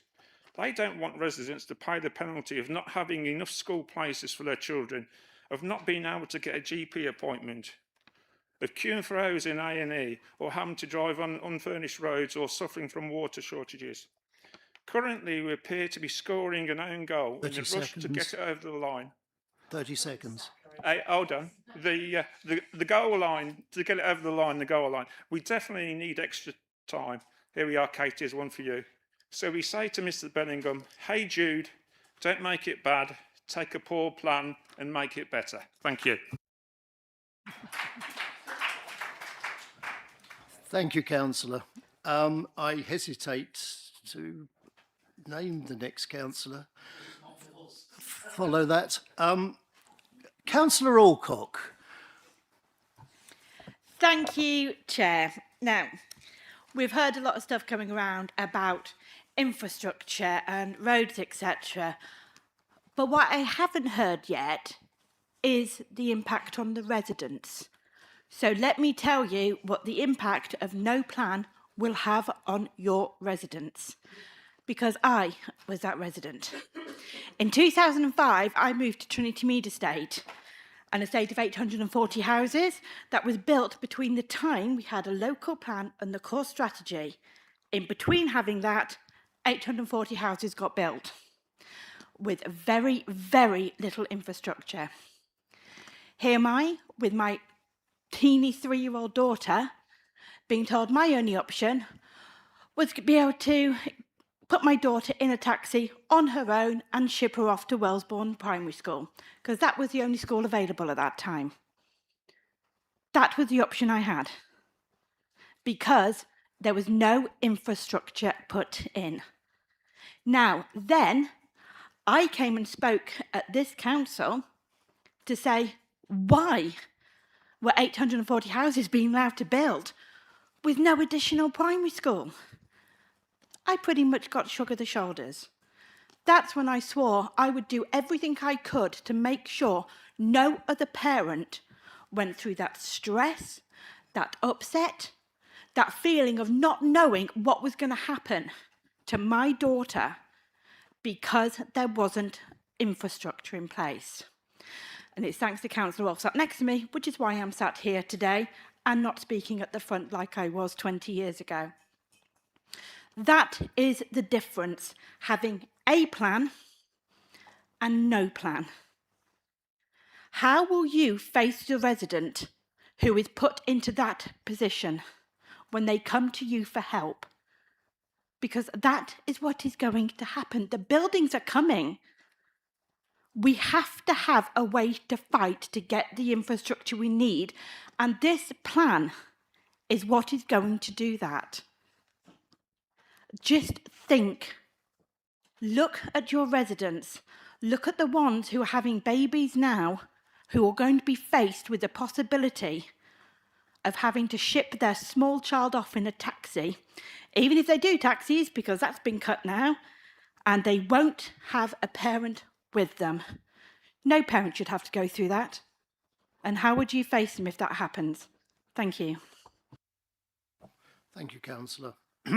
Councillor Littlewood, please.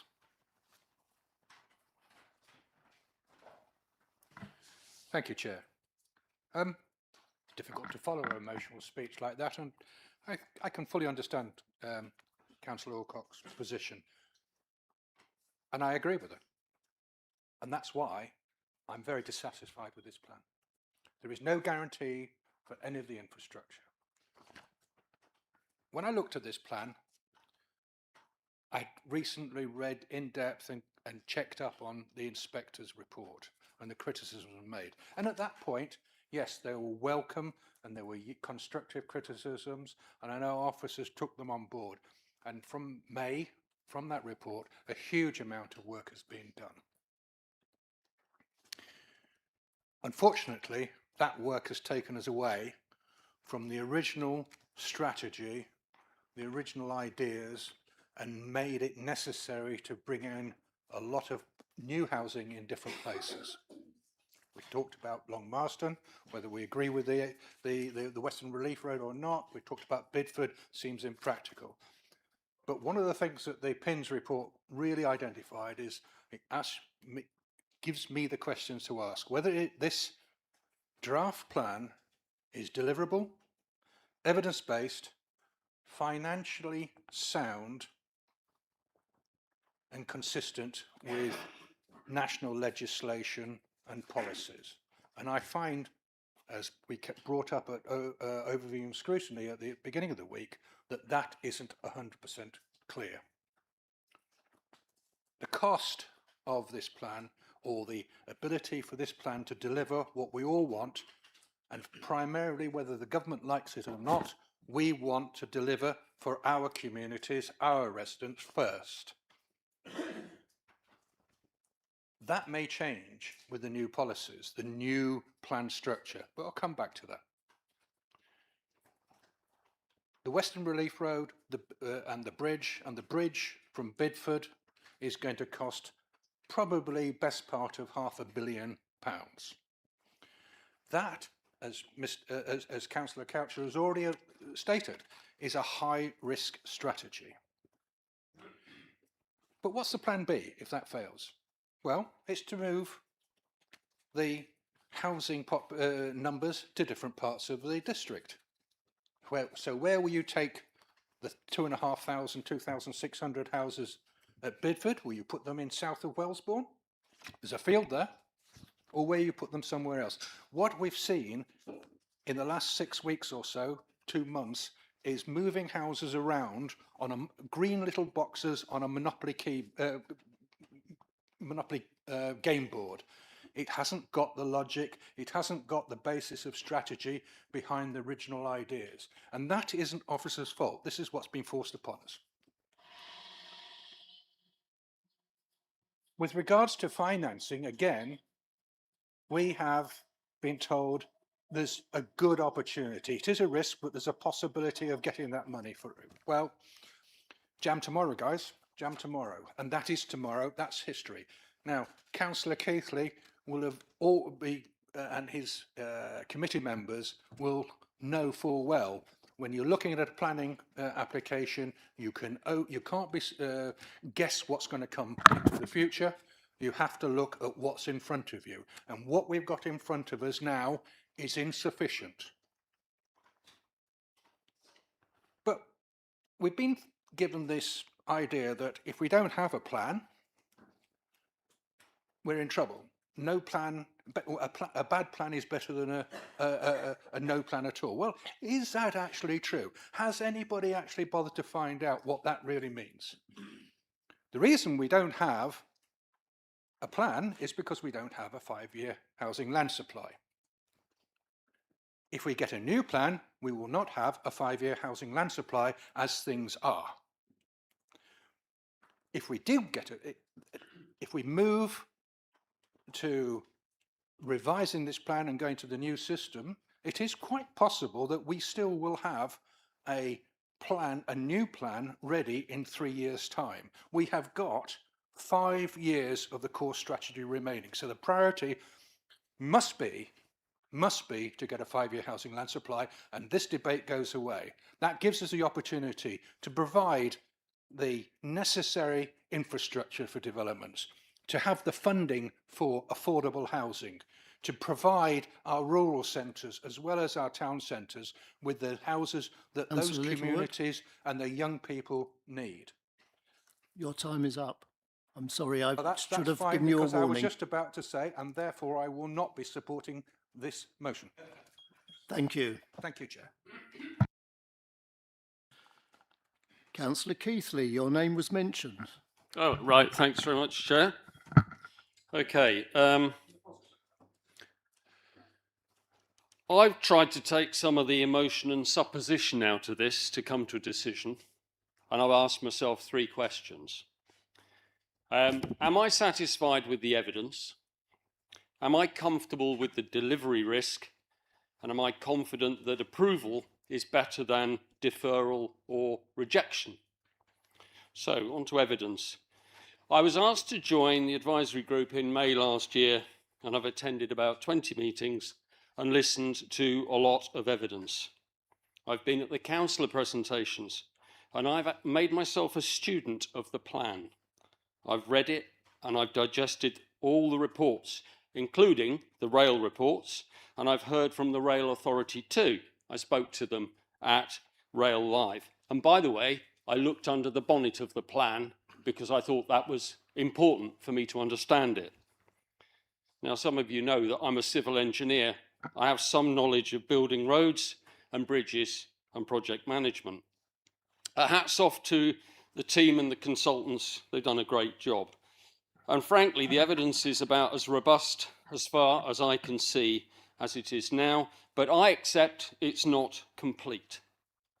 Is all the money secured? No, it's not.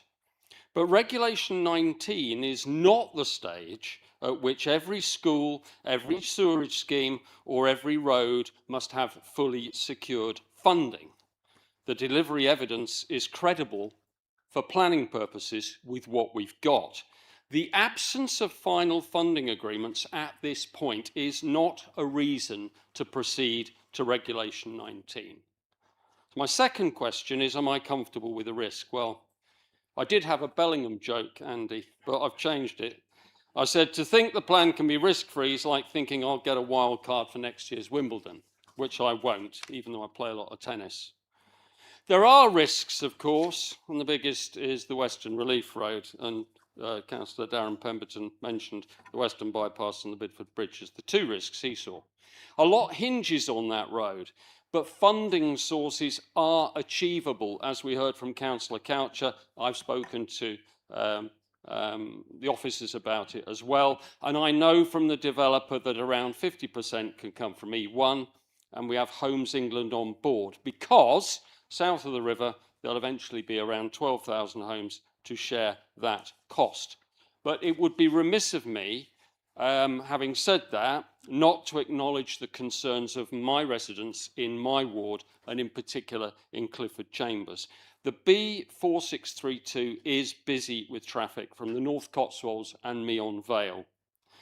Despite the traffic studies undertaken, which suggest this is okay, I'm very interested in the relationship of E1, STR2, that's the southeast development, and the relief road. And that is why that I've asked for more detailed traffic modelling to be provided, so that I can satisfy myself with that, and Councillor Coucher has supported me in that request.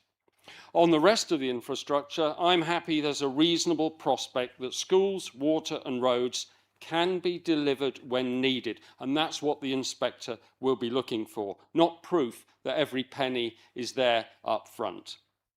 The last question, the third, is Regulation 19 approval a better option than rejection or deferral? Well, the answer is again framed by risk. Introducing a 3-year delay to work through the new plan process, the gateway process, will be using the same evidence. I can tell you that. I don't see that's going to change. I don't think you're going to suddenly miraculously see better options come forward for these houses based on the evidence that John Careford and his team has provided. But meanwhile, what I do see, chairing planning committee, with developers enjoying the tilted balance, while we lose control of negotiations over the infrastructure that we want. 30 seconds. We've been there before, and the outcome will be a bad one. So those 3 questions then. Is the evidence good enough for Regulation 19? Well, I think yes, it is. Am I comfortable with the level of risk at this point? It's not risk-free, but yes, I am. And do I think approval is better than deferral or rejection? Yes, I certainly do. Thank you very much, Chair. Thank you, Councillor. I'm now turning to Councillor Fleming, please. Thank you, Chair. A lot of people have apologised for being parochial today. I'm not going to do that. And some of the things you already heard from Councillor Pemberton over the Bidford situation, and from Councillor Crump, 500 houses, 3120, 3670, 2225. Nothing has changed while all those figures have floated up and down. The basic information always remains the same. So why the changes? When I came to the very first meeting about this, the first thing that came up on the PowerPoint slides was infrastructure. Now, I made a pretty glib statement about infrastructure in Bidford. I don't know if everybody heard it, but anyway, 2 pubs, a chip shop, a Turkish barber's and 4 nail bars. That's what we've got. We were going to get a new school. In the new plan, we'd only get in the land. And that's a problem for us as well, because again, it's jammed tomorrow. A new bridge with a link road. Thing about that field is where they want to build the link road is, for 2.5, 3 months of the year, it's under 2 feet of water. So it's going to have to be a bridge structure to carry the road for the 2 kilometres over to the river. Not a cheap option, by the way. And in the meantime, when we build all these houses, what's going to happen at Welford Bridge? So that's a problem too. And I look at deliverability. Without that bridge, you can't deliver the system in Bidford. It just won't happen. So from that perspective, refer back to Junction 3 about the bridge. So I see that as a massive, massive issue. And apart from that, we keep getting 44 tonners over Bidford Bridge. So if you're going to build a new bridge, you better build it capable of carrying a 44 tonner. Food security. 500 hectares I've seen in one of the reports. Where we live, they grow food on all the fields. So we lose that. I think that's an awful situation that we face ourselves with. And then, in reality, as far as the Bidford situation is concerned, this plan is unsound. I held a meeting on Friday night with my colleague here, Councillor Pemberton. We had 200 people in that room, and not a single one says this is a good idea for us. So as a ward member, I have to be in a situation where I find the plan unsound and I won't be supporting its implementation or carrying forward. You know, people said to me, are you upset about upsetting the Lib Dems? I said, I'm really not. I'm not upset about upsetting anybody. Because in reality, apart from the MP, we don't see many Lib Dems in Bidford. So anyway, I won't be supporting the motion. Thank you, Councillor. Okay, I'm now left with the second contributions from the two independents, the three party leaders, and then back to the proposer and seconder.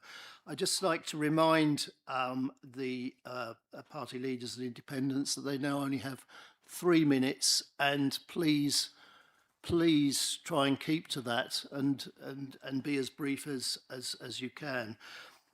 I think he's just walked out the room, hasn't he? I was going to say Councillor Bromwich. Okay, I'll go. Councillor Harvey, do you want to make a further contribution? No, thank you, Chairman. Okay. Good choice. He's still on comfort break. I think then I shall turn.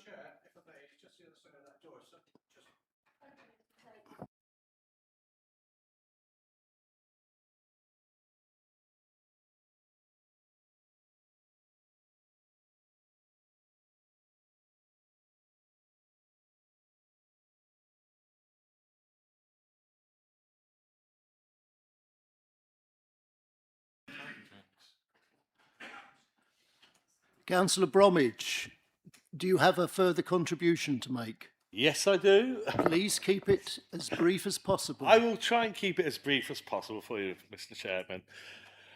So today we've had, I think, a good debate. I think people all make valid points. However, I still maintain we as a council should never accept second best. This plan is not the best plan we can come up with. We can do better. It is deeply flawed. I still think it will not pass any inspection whatsoever. It's important to note that if we put a pause on it now, how much difference will that actually really make to us? This plan won't come in till after we've got a 5-year land supply back if officers' forecasts are correct. That's the first important thing to realise. The next important thing to realise is that if we took the pause to try and get it a better plan and a more sound plan, we will still have time to implement it before the current plan runs out. And I think councillors should bear that in mind, because residents will not thank you in 10, 20 years' time when they realise that these promises of infrastructure, when Councillor Alcock's there on about his school deliveries, again I reference SOU3 was promised a school, the county withdrew that after the plan was adopted. These are the sort of practices that end up happening. That we know that GP surgeries, health centres aren't delivered. That they will always try and find reasons. Developers at the moment are facing rising costs in bricks and mortar due to net zero policies, their quote, not mine. The four big house builders, 80% drop in their share prices. They're not building because they're saying it's unaffordable, along with government taxation. Does that mean it's going to make it hard to get a 5-year land supply? Yes, it does. That also means that this plan would struggle as well without a 5-year land supply. Because then developers, and it's on the National House Building Federation's website, are now saying Sill's too expensive. They're finding ways to circumvent it. They will try everything not to pay the money. We seem to think that central government with a £3 trillion debt and the builders with the Sill money will be our golden ticket. Planet reality over the next few years is that's not going to happen. There is going to be a financial reality check in this country, and this plan will suffer because of it. It's promising so much, it will not deliver what is promised. Thank you, Councillor. I'll now go to Councillor Jones, please. Thank you, Chair. I'll also keep it short. Those of us who oppose this plan are not prizing the perfect over the good. We're simply prizing what we believe to be viable over what we do not believe to be viable. Everything that we have been warned about in the context of no plan will simply come to pass because this plan will likely fail. Failing to plan properly is planning to fail, which is exactly what supporters of this plan are doing. The electorate will not forgive us if we don't come up with a better option together. Thank you. Thank you. Councillor Passingham, please.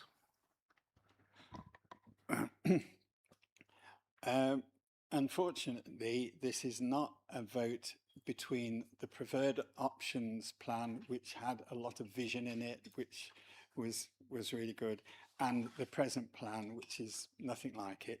It's a vote between what we have now, which is to me a fundamentally bad plan and is very likely to fail, and having nothing at all.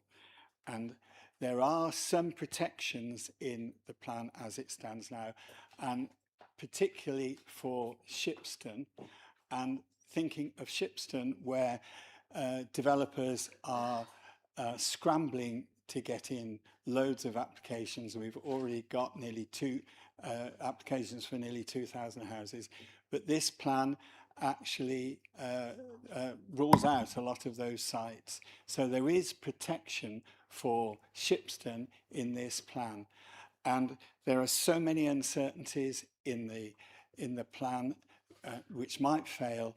The only certainty that I have is that there are protections for Shipstons and our residents in Shipston. So I will vote for this resolution. Thank you, Councillor. Councillor Pemberton. Thank you very much, Chair. I just want to say thank you to everybody, because given the nature of the discussion, subject we're discussing, it's been one of the least party political debates I've seen in this chamber for a long time. We all are seeking the best solution for our residents. Even Councillor Coucher, he's got the devil's only job with this thing, and he has my huge sympathy. And I do mean that. There are lots of challenges. There is nothing in this that is without risk. I think there is the concern about planning by appeal and lack of infrastructure that's delivered by appeal inspectors. I go back to that if we were in a position where this plan did not go through, there is a strategy in place and there is work being done, and it means actually getting sites to planning committees and planning committees making those decisions. My opposition is born of, and Councillor Keithley talked about, assessment of risk. In another life, I've run claims departments for a couple of top 10 insurers, so assessing risk is something that's been part of my life. I believe the risk of failure for this plan, because not just because of, but particularly because of the combination of two significant pieces of infrastructure in Stratford District, the Western Bypass and Bidford Bridge, combined increase the risk that they cannot be delivered, that I agree, you haven't got to find where every penny is, but I take the view, and I think, Councillor Curtis legitimately talks about taking control, although I'm not sure that phrase has great track record, but it's a legitimate approach to take. But I equally feel it is legitimate to flag the risks. I personally feel the risks are too high, that the plan will fail at some stage between now and examination in public. And if that is the case, by the third quarter of next year, we will be back where we started from. And given I feel that is such a high risk, I believe that we should take control, as Councillor Curtis suggests, and 30 seconds. And actually look at a new iteration of the plan, and in the meantime go hell for leather on our strategy about overcoming 5-year land supply. I accept the legitimate arguments put in the other direction, but for me, the risk of failure is too high, and I believe that we should reconsider. Thank you very much. Okay, that's all the speakers have spoken and the leaders, so I'm now turning to the seconder. Councillor Junid. Can I thank everybody for all their contributions? Whether I agree with them or not, I think you've all given it a great deal of thought, as have all the officers and the evidence. This is just the tip of the iceberg about the evidence that has been gathered, not only by our officers, but all the consultants that have sought and brought together a whole raft of templates, a whole raft of reports, a whole raft of evidence-based data gathering over 5 years. If you want to go and look at some of that evidence, it's all on the South Warwickshire Local Plan website. An intense amount, a really deep amount of evidence that is there, worth having a look at if you've got the time. And there's some good stuff in here. It's not all about housing numbers. There's some really good stuff about delivering for our communities and making sure that the infrastructure is provided and the quality of our lives in so many areas is improved and supported. Can I just address some of the issues? We've been talked about whether or not the core strategy remains up to date and whether we should just go back to it for a few years until such time as a new plan can be brought together. The core strategy is simply not up to date in the slightest. That was put before you as councillors on the 13th of April. And nobody at that council meeting actually dissented when the evidence was put before you that it was not up to date. Out-of-date policies are a huge number of them, and many of them concern housing land supply. Even if the policies were partially up to date, there were many others that were only partially up, not completely out of date, but still having a considerable impact.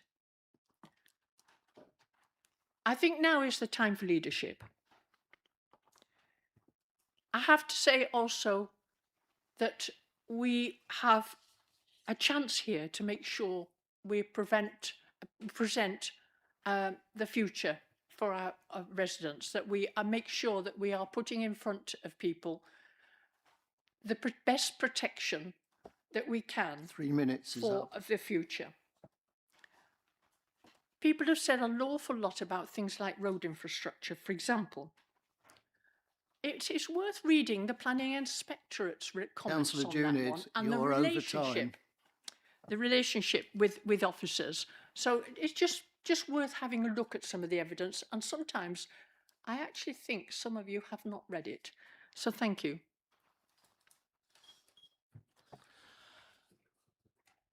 Councillor Coucher, would you like to sum up as the proposer, please? Councillor Passingham, I think, encapsulates our dilemma. He has and Councillor Hatch have a ring of planning applications around Shipston at the moment, undetermined, potentially for thousands of houses. I think that goes for nearly every single town and large village in this district. And at the moment, because the core strategy is deficient, we are wide open to that. One of the ways in which we can close matters down, or at least influence it, is by bringing forward a local plan. We came forward with preferred options, and the Regulation 19 proposals are almost largely derived from those preferred options. We've had to make choices. Choices are difficult. Choices will be popular for some, unpopular for others. But at the end of the day, we have to do the very best that we possibly can for this particular district. We have a plan on the table. I do not believe it's a bad plan. I believe it's not the perfect plan, but it's certainly not a bad plan. It is a plan going forward. It's something that we should be consulting residents on, and I hope that you will all support us in going forward for Regulation 19 consultation. Thank you. Thank you, Councillor. Chief Executive would like to explain now how we're going to carry out this recorded vote. Thank you, Chair. Okay, so it was proposed and seconded quite early in the debate that there would be a recorded vote. We have 10 recommendations in front of us, plus the amendment that was approved earlier this afternoon. In conversation with the group leaders during the adjournment, the proposal is that we consider recommendations 1 to 4 on block, recommendation 5 separately, and then recommendations 6 to 10 plus the amendment on block. I just pause to see whether council's happy with that. If so, that's how we'll conduct the vote. I've got enough. Okay. Chair, we have no dissent. I'm prepared, therefore, to commence the vote. Could you please turn your mics on each time and be very clear? I will now start with recommendations 1 to 4. So whether you could indicate whether you're for, against, or abstaining. Chair of Council, Councillor Rice. For. Councillor Brown. For. Councillor Adam. For. Councillor Alcock. For. Councillor Ballinger. For. Councillor Bevan. For. Councillor Bromwich. Against. Councillor Coles. For. Councillor Coucher. For. Councillor Crump. Abstain. Councillor Curtis. For. Councillor Fleming. Abstain. Councillor Ian Fradgley. Councillor Jenny Fradgley. For. Councillor Gist. For. Councillor Grocott. For.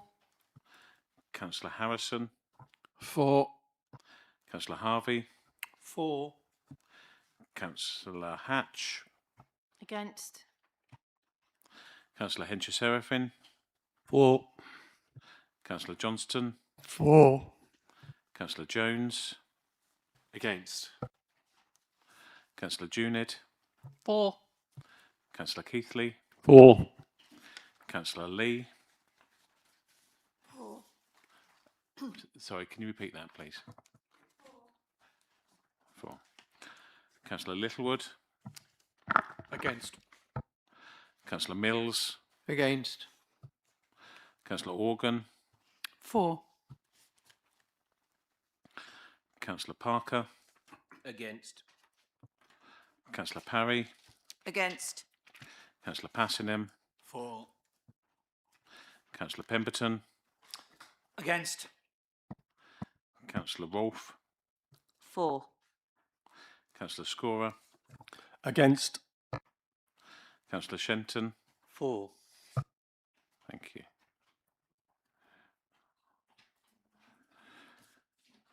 Chair, that's 24 votes for, 9 against, with 2 abstentions. Therefore, those 4 recommendations are passed. The next recommendation is recommendation 5, which is the actual publication of the plan for consultation. I'll repeat the process. So, Councillor Rice. For. Councillor Brown. For. Councillor Adam. For. Councillor Alcock. For. Councillor Ballinger. For. Councillor Bevan. For. Councillor Bromwich. Against. Councillor Coles. For. Councillor Coucher. For. Councillor Crump. Against. Councillor Curtis. For. Councillor Fleming. Against. Councillor Ian Fradgley. Councillor Jenny Fradgley. For. Councillor Gist. For. Councillor Grocott. For. Councillor Harrison. For. Councillor Harvey. For. Councillor Hatch. Against. Councillor Hencher-Seraphin. For. Councillor Johnston. For. Councillor Jones. Against. Councillor Junid. For. Councillor Keithley. For. Councillor Lee. For. Councillor Littlewood. Against. Councillor Mills. Against. Councillor Organ. For. Councillor Parker. Against. Councillor Parry. Against. Councillor Passingham. For. Councillor Pemberton. Against. Councillor Rolfe. For.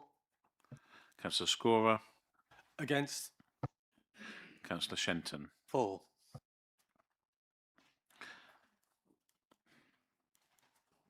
Chair, I make that 24 votes for with 11 against, and therefore that recommendation is passed. We then come to the final recommendations, these being 6 to 10 plus the amendment that was considered earlier by Council. Councillor Rice. For. Councillor Brown. For. Councillor Adam. For. Councillor Alcock. For. Councillor Ballinger. For. Councillor Bevan. For. Councillor Bromwich. Against. Councillor Coles. For. Councillor Coucher. For. Councillor Crump. Against. Councillor Curtis. For. Councillor Fleming. Against. Councillor Ian Fradgley. Councillor Jenny Fradgley.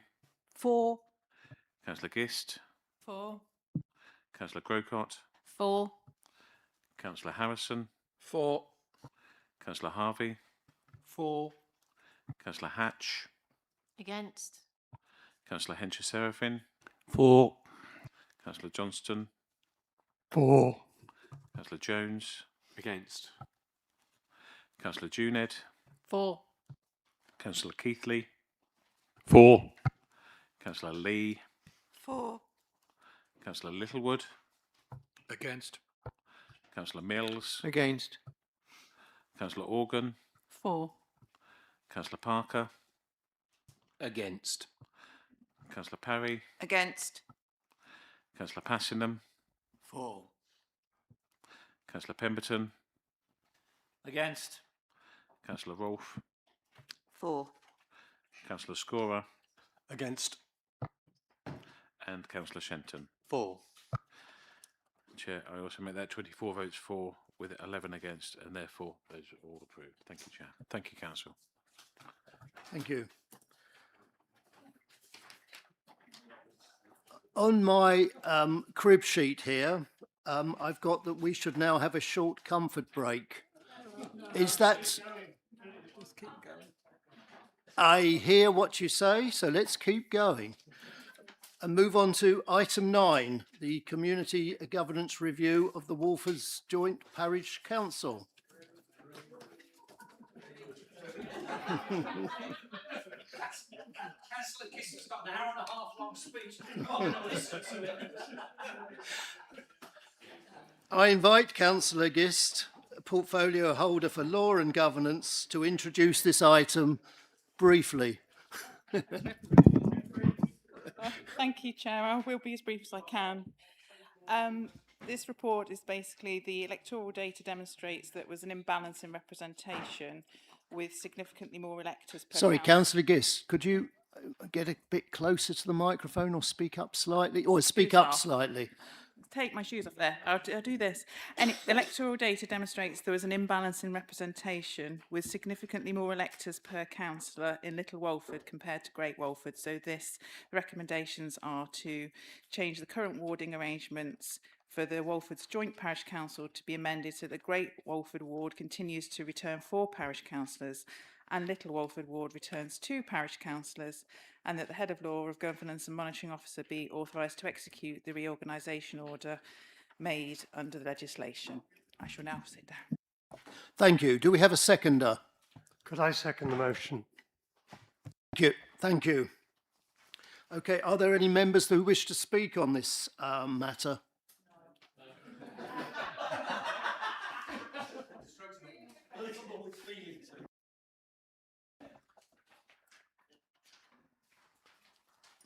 Okay, so are we agreed? Are we all agreed? Good. Okay.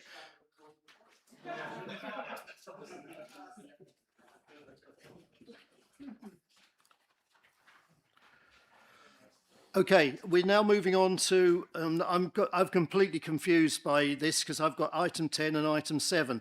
In any event, it is the minute 90 from the Cabinet meeting held on 6th of July 2026 regarding privately managed public open spaces, flood alleviation schemes and estate roads.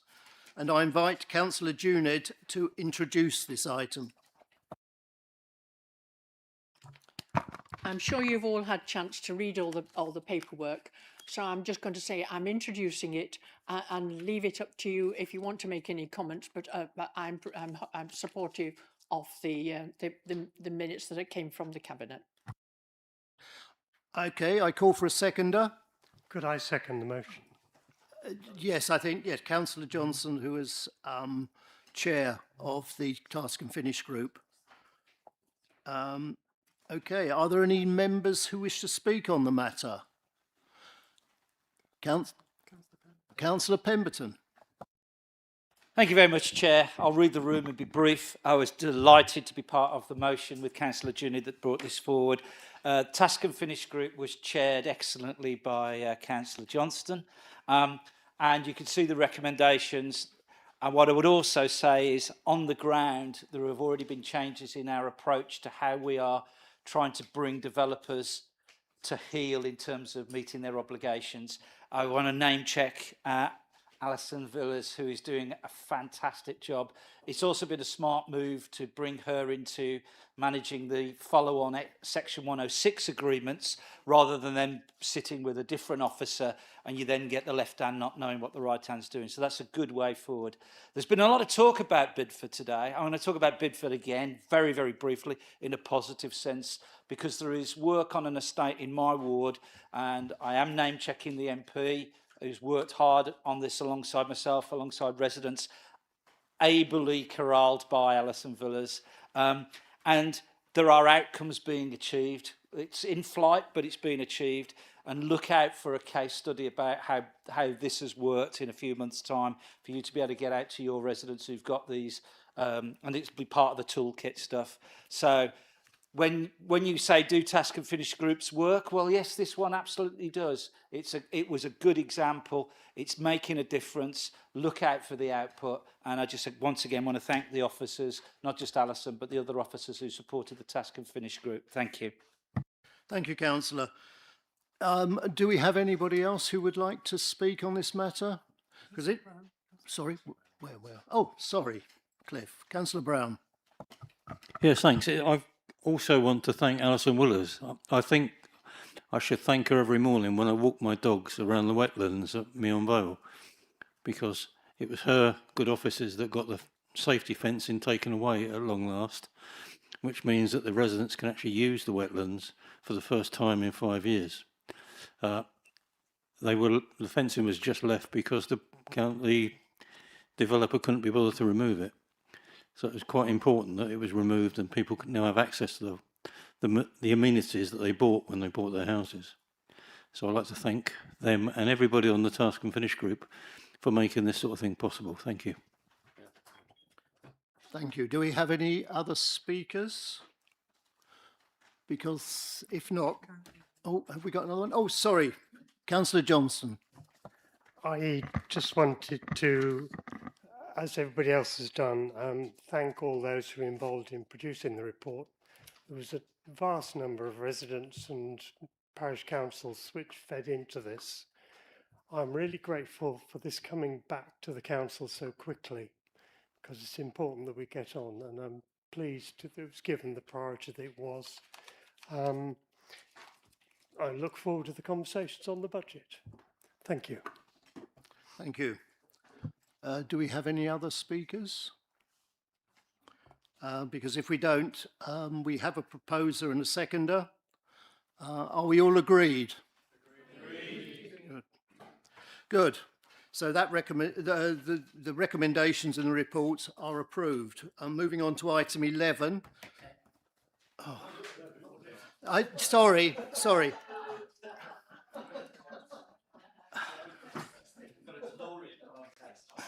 Sorry, item 10.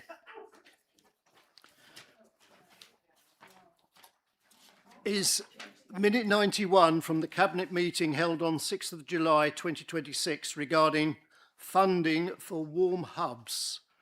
This is a response to the notice of motion. I invite Councillor Coles to introduce this item. Thank you, Chair. Yes, thanks to both Councillor Shenton and Councillor Fleming for bringing the notice of motion. We have the recommendations here. Slightly bumpy start, but I hope you have been spoken with and to and amongst, so it's on track. So can I please place these recommendations in front of you, have you agree to them, and then we can get on with the actual work of delivering this. Thank you. Thank you. Do we have a seconder for this proposal? Councillor Alcock. I'm happy to second this proposal. Thank you. And do you wish to reserve your right to speak? I have no need to speak. Thank you. I support this in full. Okay. And don't we all? Do we have any members who wish to speak on this matter? Councillor Shenton. Thank you, Chair. Be very, very brief. As Councillor Cole said, it was a bumpy start, to say the least. We won't go into that. This particular report is more to the point.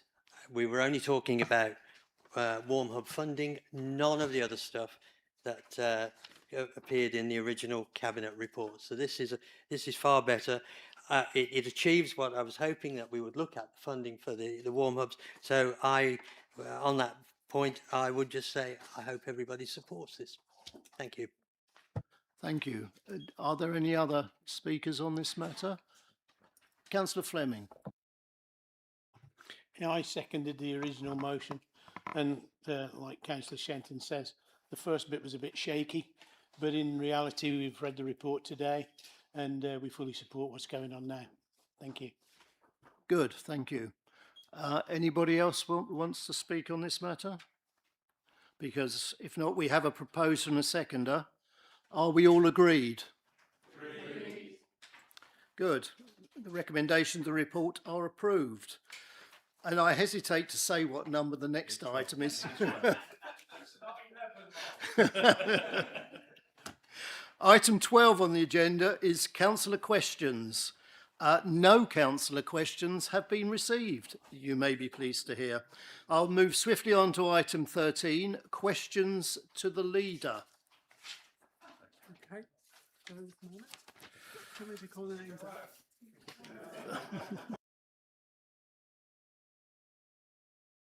Councillors, if you can keep your hands up until we call your name, and then Councillor Pemberton. Pemberton. Councillor Parry. Councillor Jones. Councillor Cole. Councillor Wilcott. Councillor Alcott. Councillor Fradley Jennings.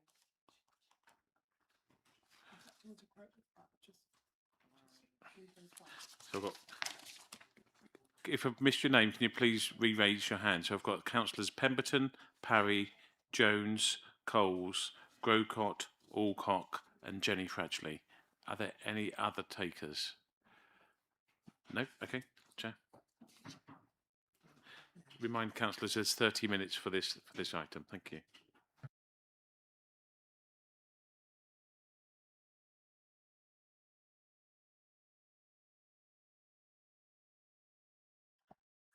Yes, each councillor is permitted to speak for no more than 3 minutes and may ask no more than 2 questions. Due to the time constraint, please keep your questions concise. Please note, for the duration of this item, I will be taking the order of questions sequentially by political balance. Okay, having said that, let's kick off with Councillor Pemberton, please. Thank you, Chair. Balanced as always, Chair. Thank you very much. Following on from the by-election on Thursday, former District Councillor, Liberal Democrat Tom Holmes sent a really nice note to Councillor Lee. So would the leader like to join former Councillor Tom Holmes in congratulating Janine on her election, and hope that she looks forward to working with Councillor Lee in the future? I have no problem about doing that. I met Councillor Lee, now Councillor Lee, as chairman of Burley Wilmcote parish council on several occasions. I have no problem at all about supporting and saying thank you very much to her. But I also join with you in wishing Councillor Holmes, former Councillor Holmes, all the best with his future, and we will miss him.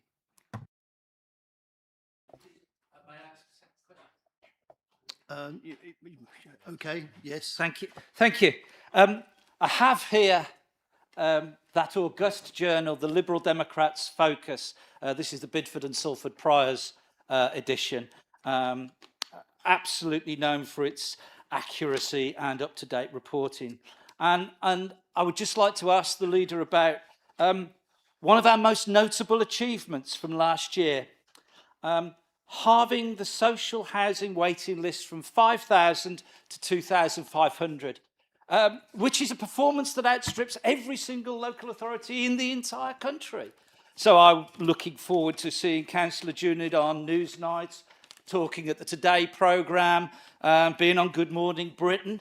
But I'm intrigued, Councillor Junid, would you be able to tell the members assembled, as a result of this exercise to reduce the housing waiting list, how many families have actually been rehoused?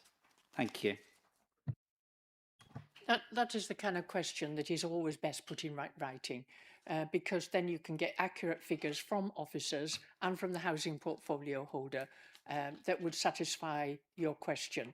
I don't know the actual numbers, but I do know that a tremendous amount of work has been done by the officers to look at and revise the housing waiting list and make sure that it is more accessible and appropriately able to help our residents.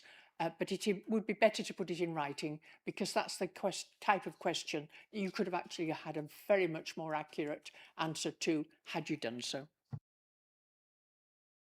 Surprised you're not across that one, because it's such a fantastic achievement. Thank you. Let's move on and let's go to Councillor Coles, please. Thank you, Chair. The question I'd like to put to the leader is, could I suggest to the leader, in view of the current weather conditions that we have been living through recently, that this council investigate the possibility of helping to set up community cool hubs and community centres, community groups, to anticipate the arrival of yet more heat domes or whatever they've called, and to support people, especially the young and old, in this rather trying environment that we're living in at the moment. I'm happy to help set that off and lead the work on that, but I think certainly in view of the way things have been going and the way I think we anticipate they will go in the future, is something we should certainly get to grips with and start looking at what can be done. Thank you. I'm happy to take that on board. I really do believe in making sure that we have community centres that cover a wide range. We just need more community centres looking after vulnerable people, whether it's warm hubs, cool hubs, or just to be able to make sure that people do not suffer from social isolation. It's something that really is keenly needed, and some of the funding that we've already done through, for example, your portfolio on communities, buildings, for example, is to make sure that people have somewhere to go. We just now need to be able to give them the facilities and access and support parish councils and community centres to do even more. Thank you. Councillor Parry. Thank you, Chair, and thank you, Leader. Back in February, full council approved a budget for grants to parish and town councils developing and reviewing neighbourhood development plans. At April full council, I asked you when the website information and application criteria would be published. You said you would kindly investigate and respond. I followed this up by email on the 11th of June, but have still yet to receive a reply. We're now 6 months on. Gaydon, Lighthorn, Tysoe and Wellesbourne parish councils. We're still waiting. Could you please kindly explain why the application details are still not up on the website. At this rate, we'll be adding the budget that was set aside in February for next year. We've got loads of parish councils waiting with bated breath, trying to review neighbourhood plans, put budget plans in place. And all we need is a little application form and a little criteria, and that would be really appreciated. So perhaps you can explain when we will be seeing this. Thank you, Leader. It will be done as soon as possible. As you've probably noticed, with the team has had an awful lot on their plate, not only with the local plan, but also with the 5-year housing land supply and a lot of other really intense work that has been done in many of the departments. It will be done. You've got my commitment to it will be done, because it's something I feel very keenly about, and I have written about it, because I do believe that local planning does and must start from the ground upwards with our own parish councils and neighbourhoods. Thank you. Councillor Jenny Fradgley, please. Thank you, Chair. Would the leader like to comment on the new facility which has just been opened in the centre of Stratford town, which provides people with housing issues support to carry on with their lives and make progress with their lives? Yes, indeed. It's something, again, I feel very passionate about, making sure that not only people with the housing difficulties, but also people that are fleeing domestic abuse and having their lives upset and upheaved, to be able to give them some stability and care for people who are in such conditions is something that I felt very passionate about. And I would like again to say thank you to the officers that have made this happen. They've put in an immense amount of work. Hannah Buckley and her team need to have our thanks, and Councillor Coles as the housing portfolio as well. And I think Councillor Gist also had some input into this one as well. So again, well done to everybody, and thank you. Councillor Jones, please. Thank you, Chair, and thank you, Leader. So today we've considered a momentous project in our area, the South Warwickshire Local Plan. My question relates to another enormous development that promises to change the face of our area, the Arrow Valley Solar Project. So to remind you, it's a truly vast, nationally significant infrastructure project with a 60-year life cycle, maybe the second largest solar installation in the UK, especially affects best and most versatile farmland in my ward of Salford Priors and Ulster Rural. In Leicestershire, a similar project was recently greenlit by the Secretary for State. Residents there are unhappy, and multiple local councils have brought forward a judicial review. Excuse me. The monitoring officer would like to comment on what you've said. Okay.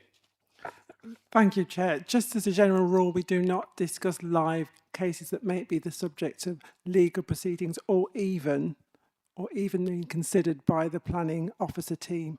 So if you have a question, go straight to it. Will do, thank you.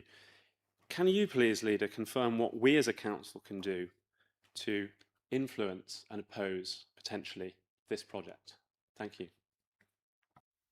All I can advise is that we are only consultees. It is a national project.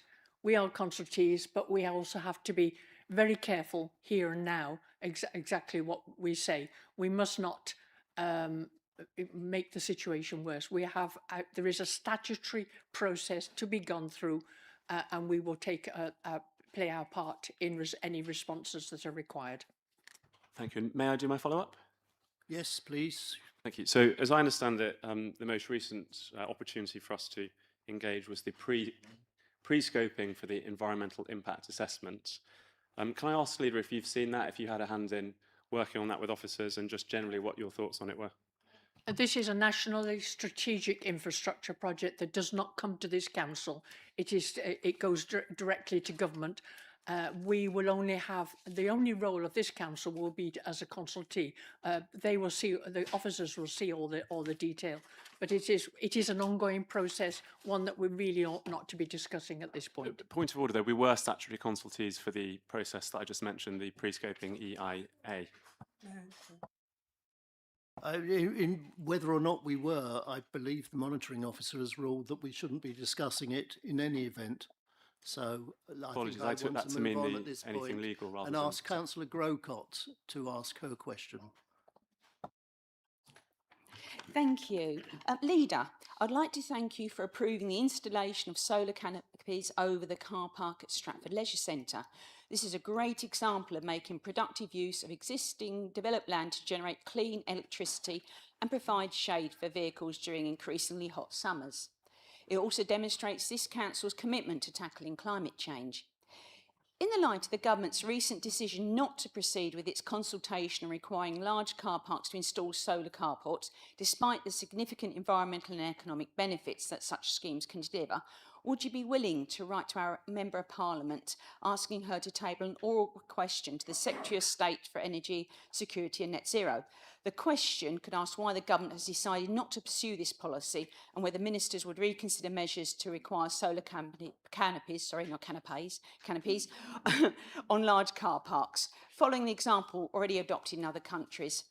Given Stratford-on-Avon's district's council's own investment in solar carports, I believe your support would carry considerable weight, encouraging the government to make better use of existing parking areas for renewable energy.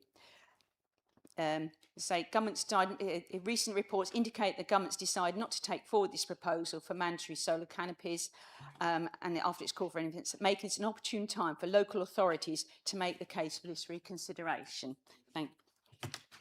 I'd be most happy to make sure that request is sent to the Sorry, MP. sorry, Councillor Pemberton. Point of order. I do apologise, it's very long and my legs are tired and it's getting on for 8 o'clock. A quick point of order, just to be helpful, we have 2 MPs that cover Stratford District, so it might be useful to be writing to both of them. Double bubble won't harm. Yeah, both MPs, apologies. Yep. I have no problem with that either. I wasn't specific about who or which MP we were writing to. It is just something that we need to raise in Parliament. The point has been made many times to myself that a lot of people prefer, either solar panels on roofs or solar panels on car parks than solar panels over farmland. Having said that, I am a director of a community solar panel farm on the outskirts of Stratford. So, it is that is uncontaminated land, as you will understand. But the idea of supporting solar panels on car parks, as is common in Europe, is something that I encourage. Thank you. Councillor Harvey. Thank you, Chairman. As we move rapidly towards the end of this meeting, would the leader agree with me that the chairman of the meeting deserves our thanks and praise for the challenging way, or the way he has dealt with a challenging meeting with such aplomb? Yes. Point of order, not a challenge.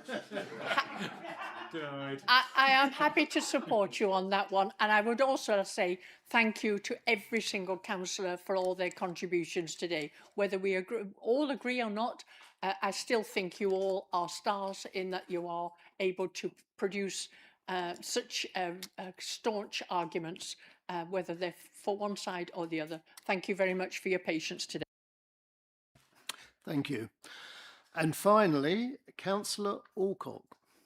Thank you, Chair. Leader, would you please join me in thanking Street Scene and the whole department for the speed and professionalism they have given over the past 2 days to help clear Bishopton of some of the most horrific graffiti that I think I have ever had to look at. The way they've handled it with the residents has been outstanding. And would the leader also please support me in finding a way that we can stop graffiti that no doubt is blighting every single one of our wards at one point or another? Thank you. happy to do that. I am always very happy to praise staff for the work they do. There's particularly when what happened in your ward was answered and corrected so quickly. They deserve our praise, but we do need to think ongoing whether or not more could be done. Councillor Rolfe has snuck in. I just want to end on a high note. Leader, do you know who's going to win tonight?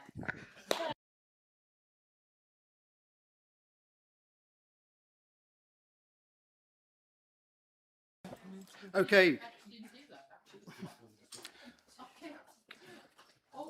Who's going to win the football?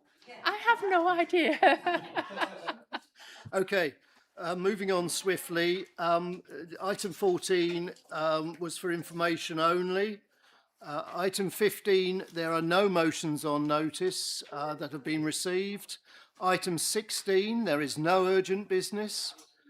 The next meeting of the council is scheduled to take place on Monday, the 12th of October, 2026.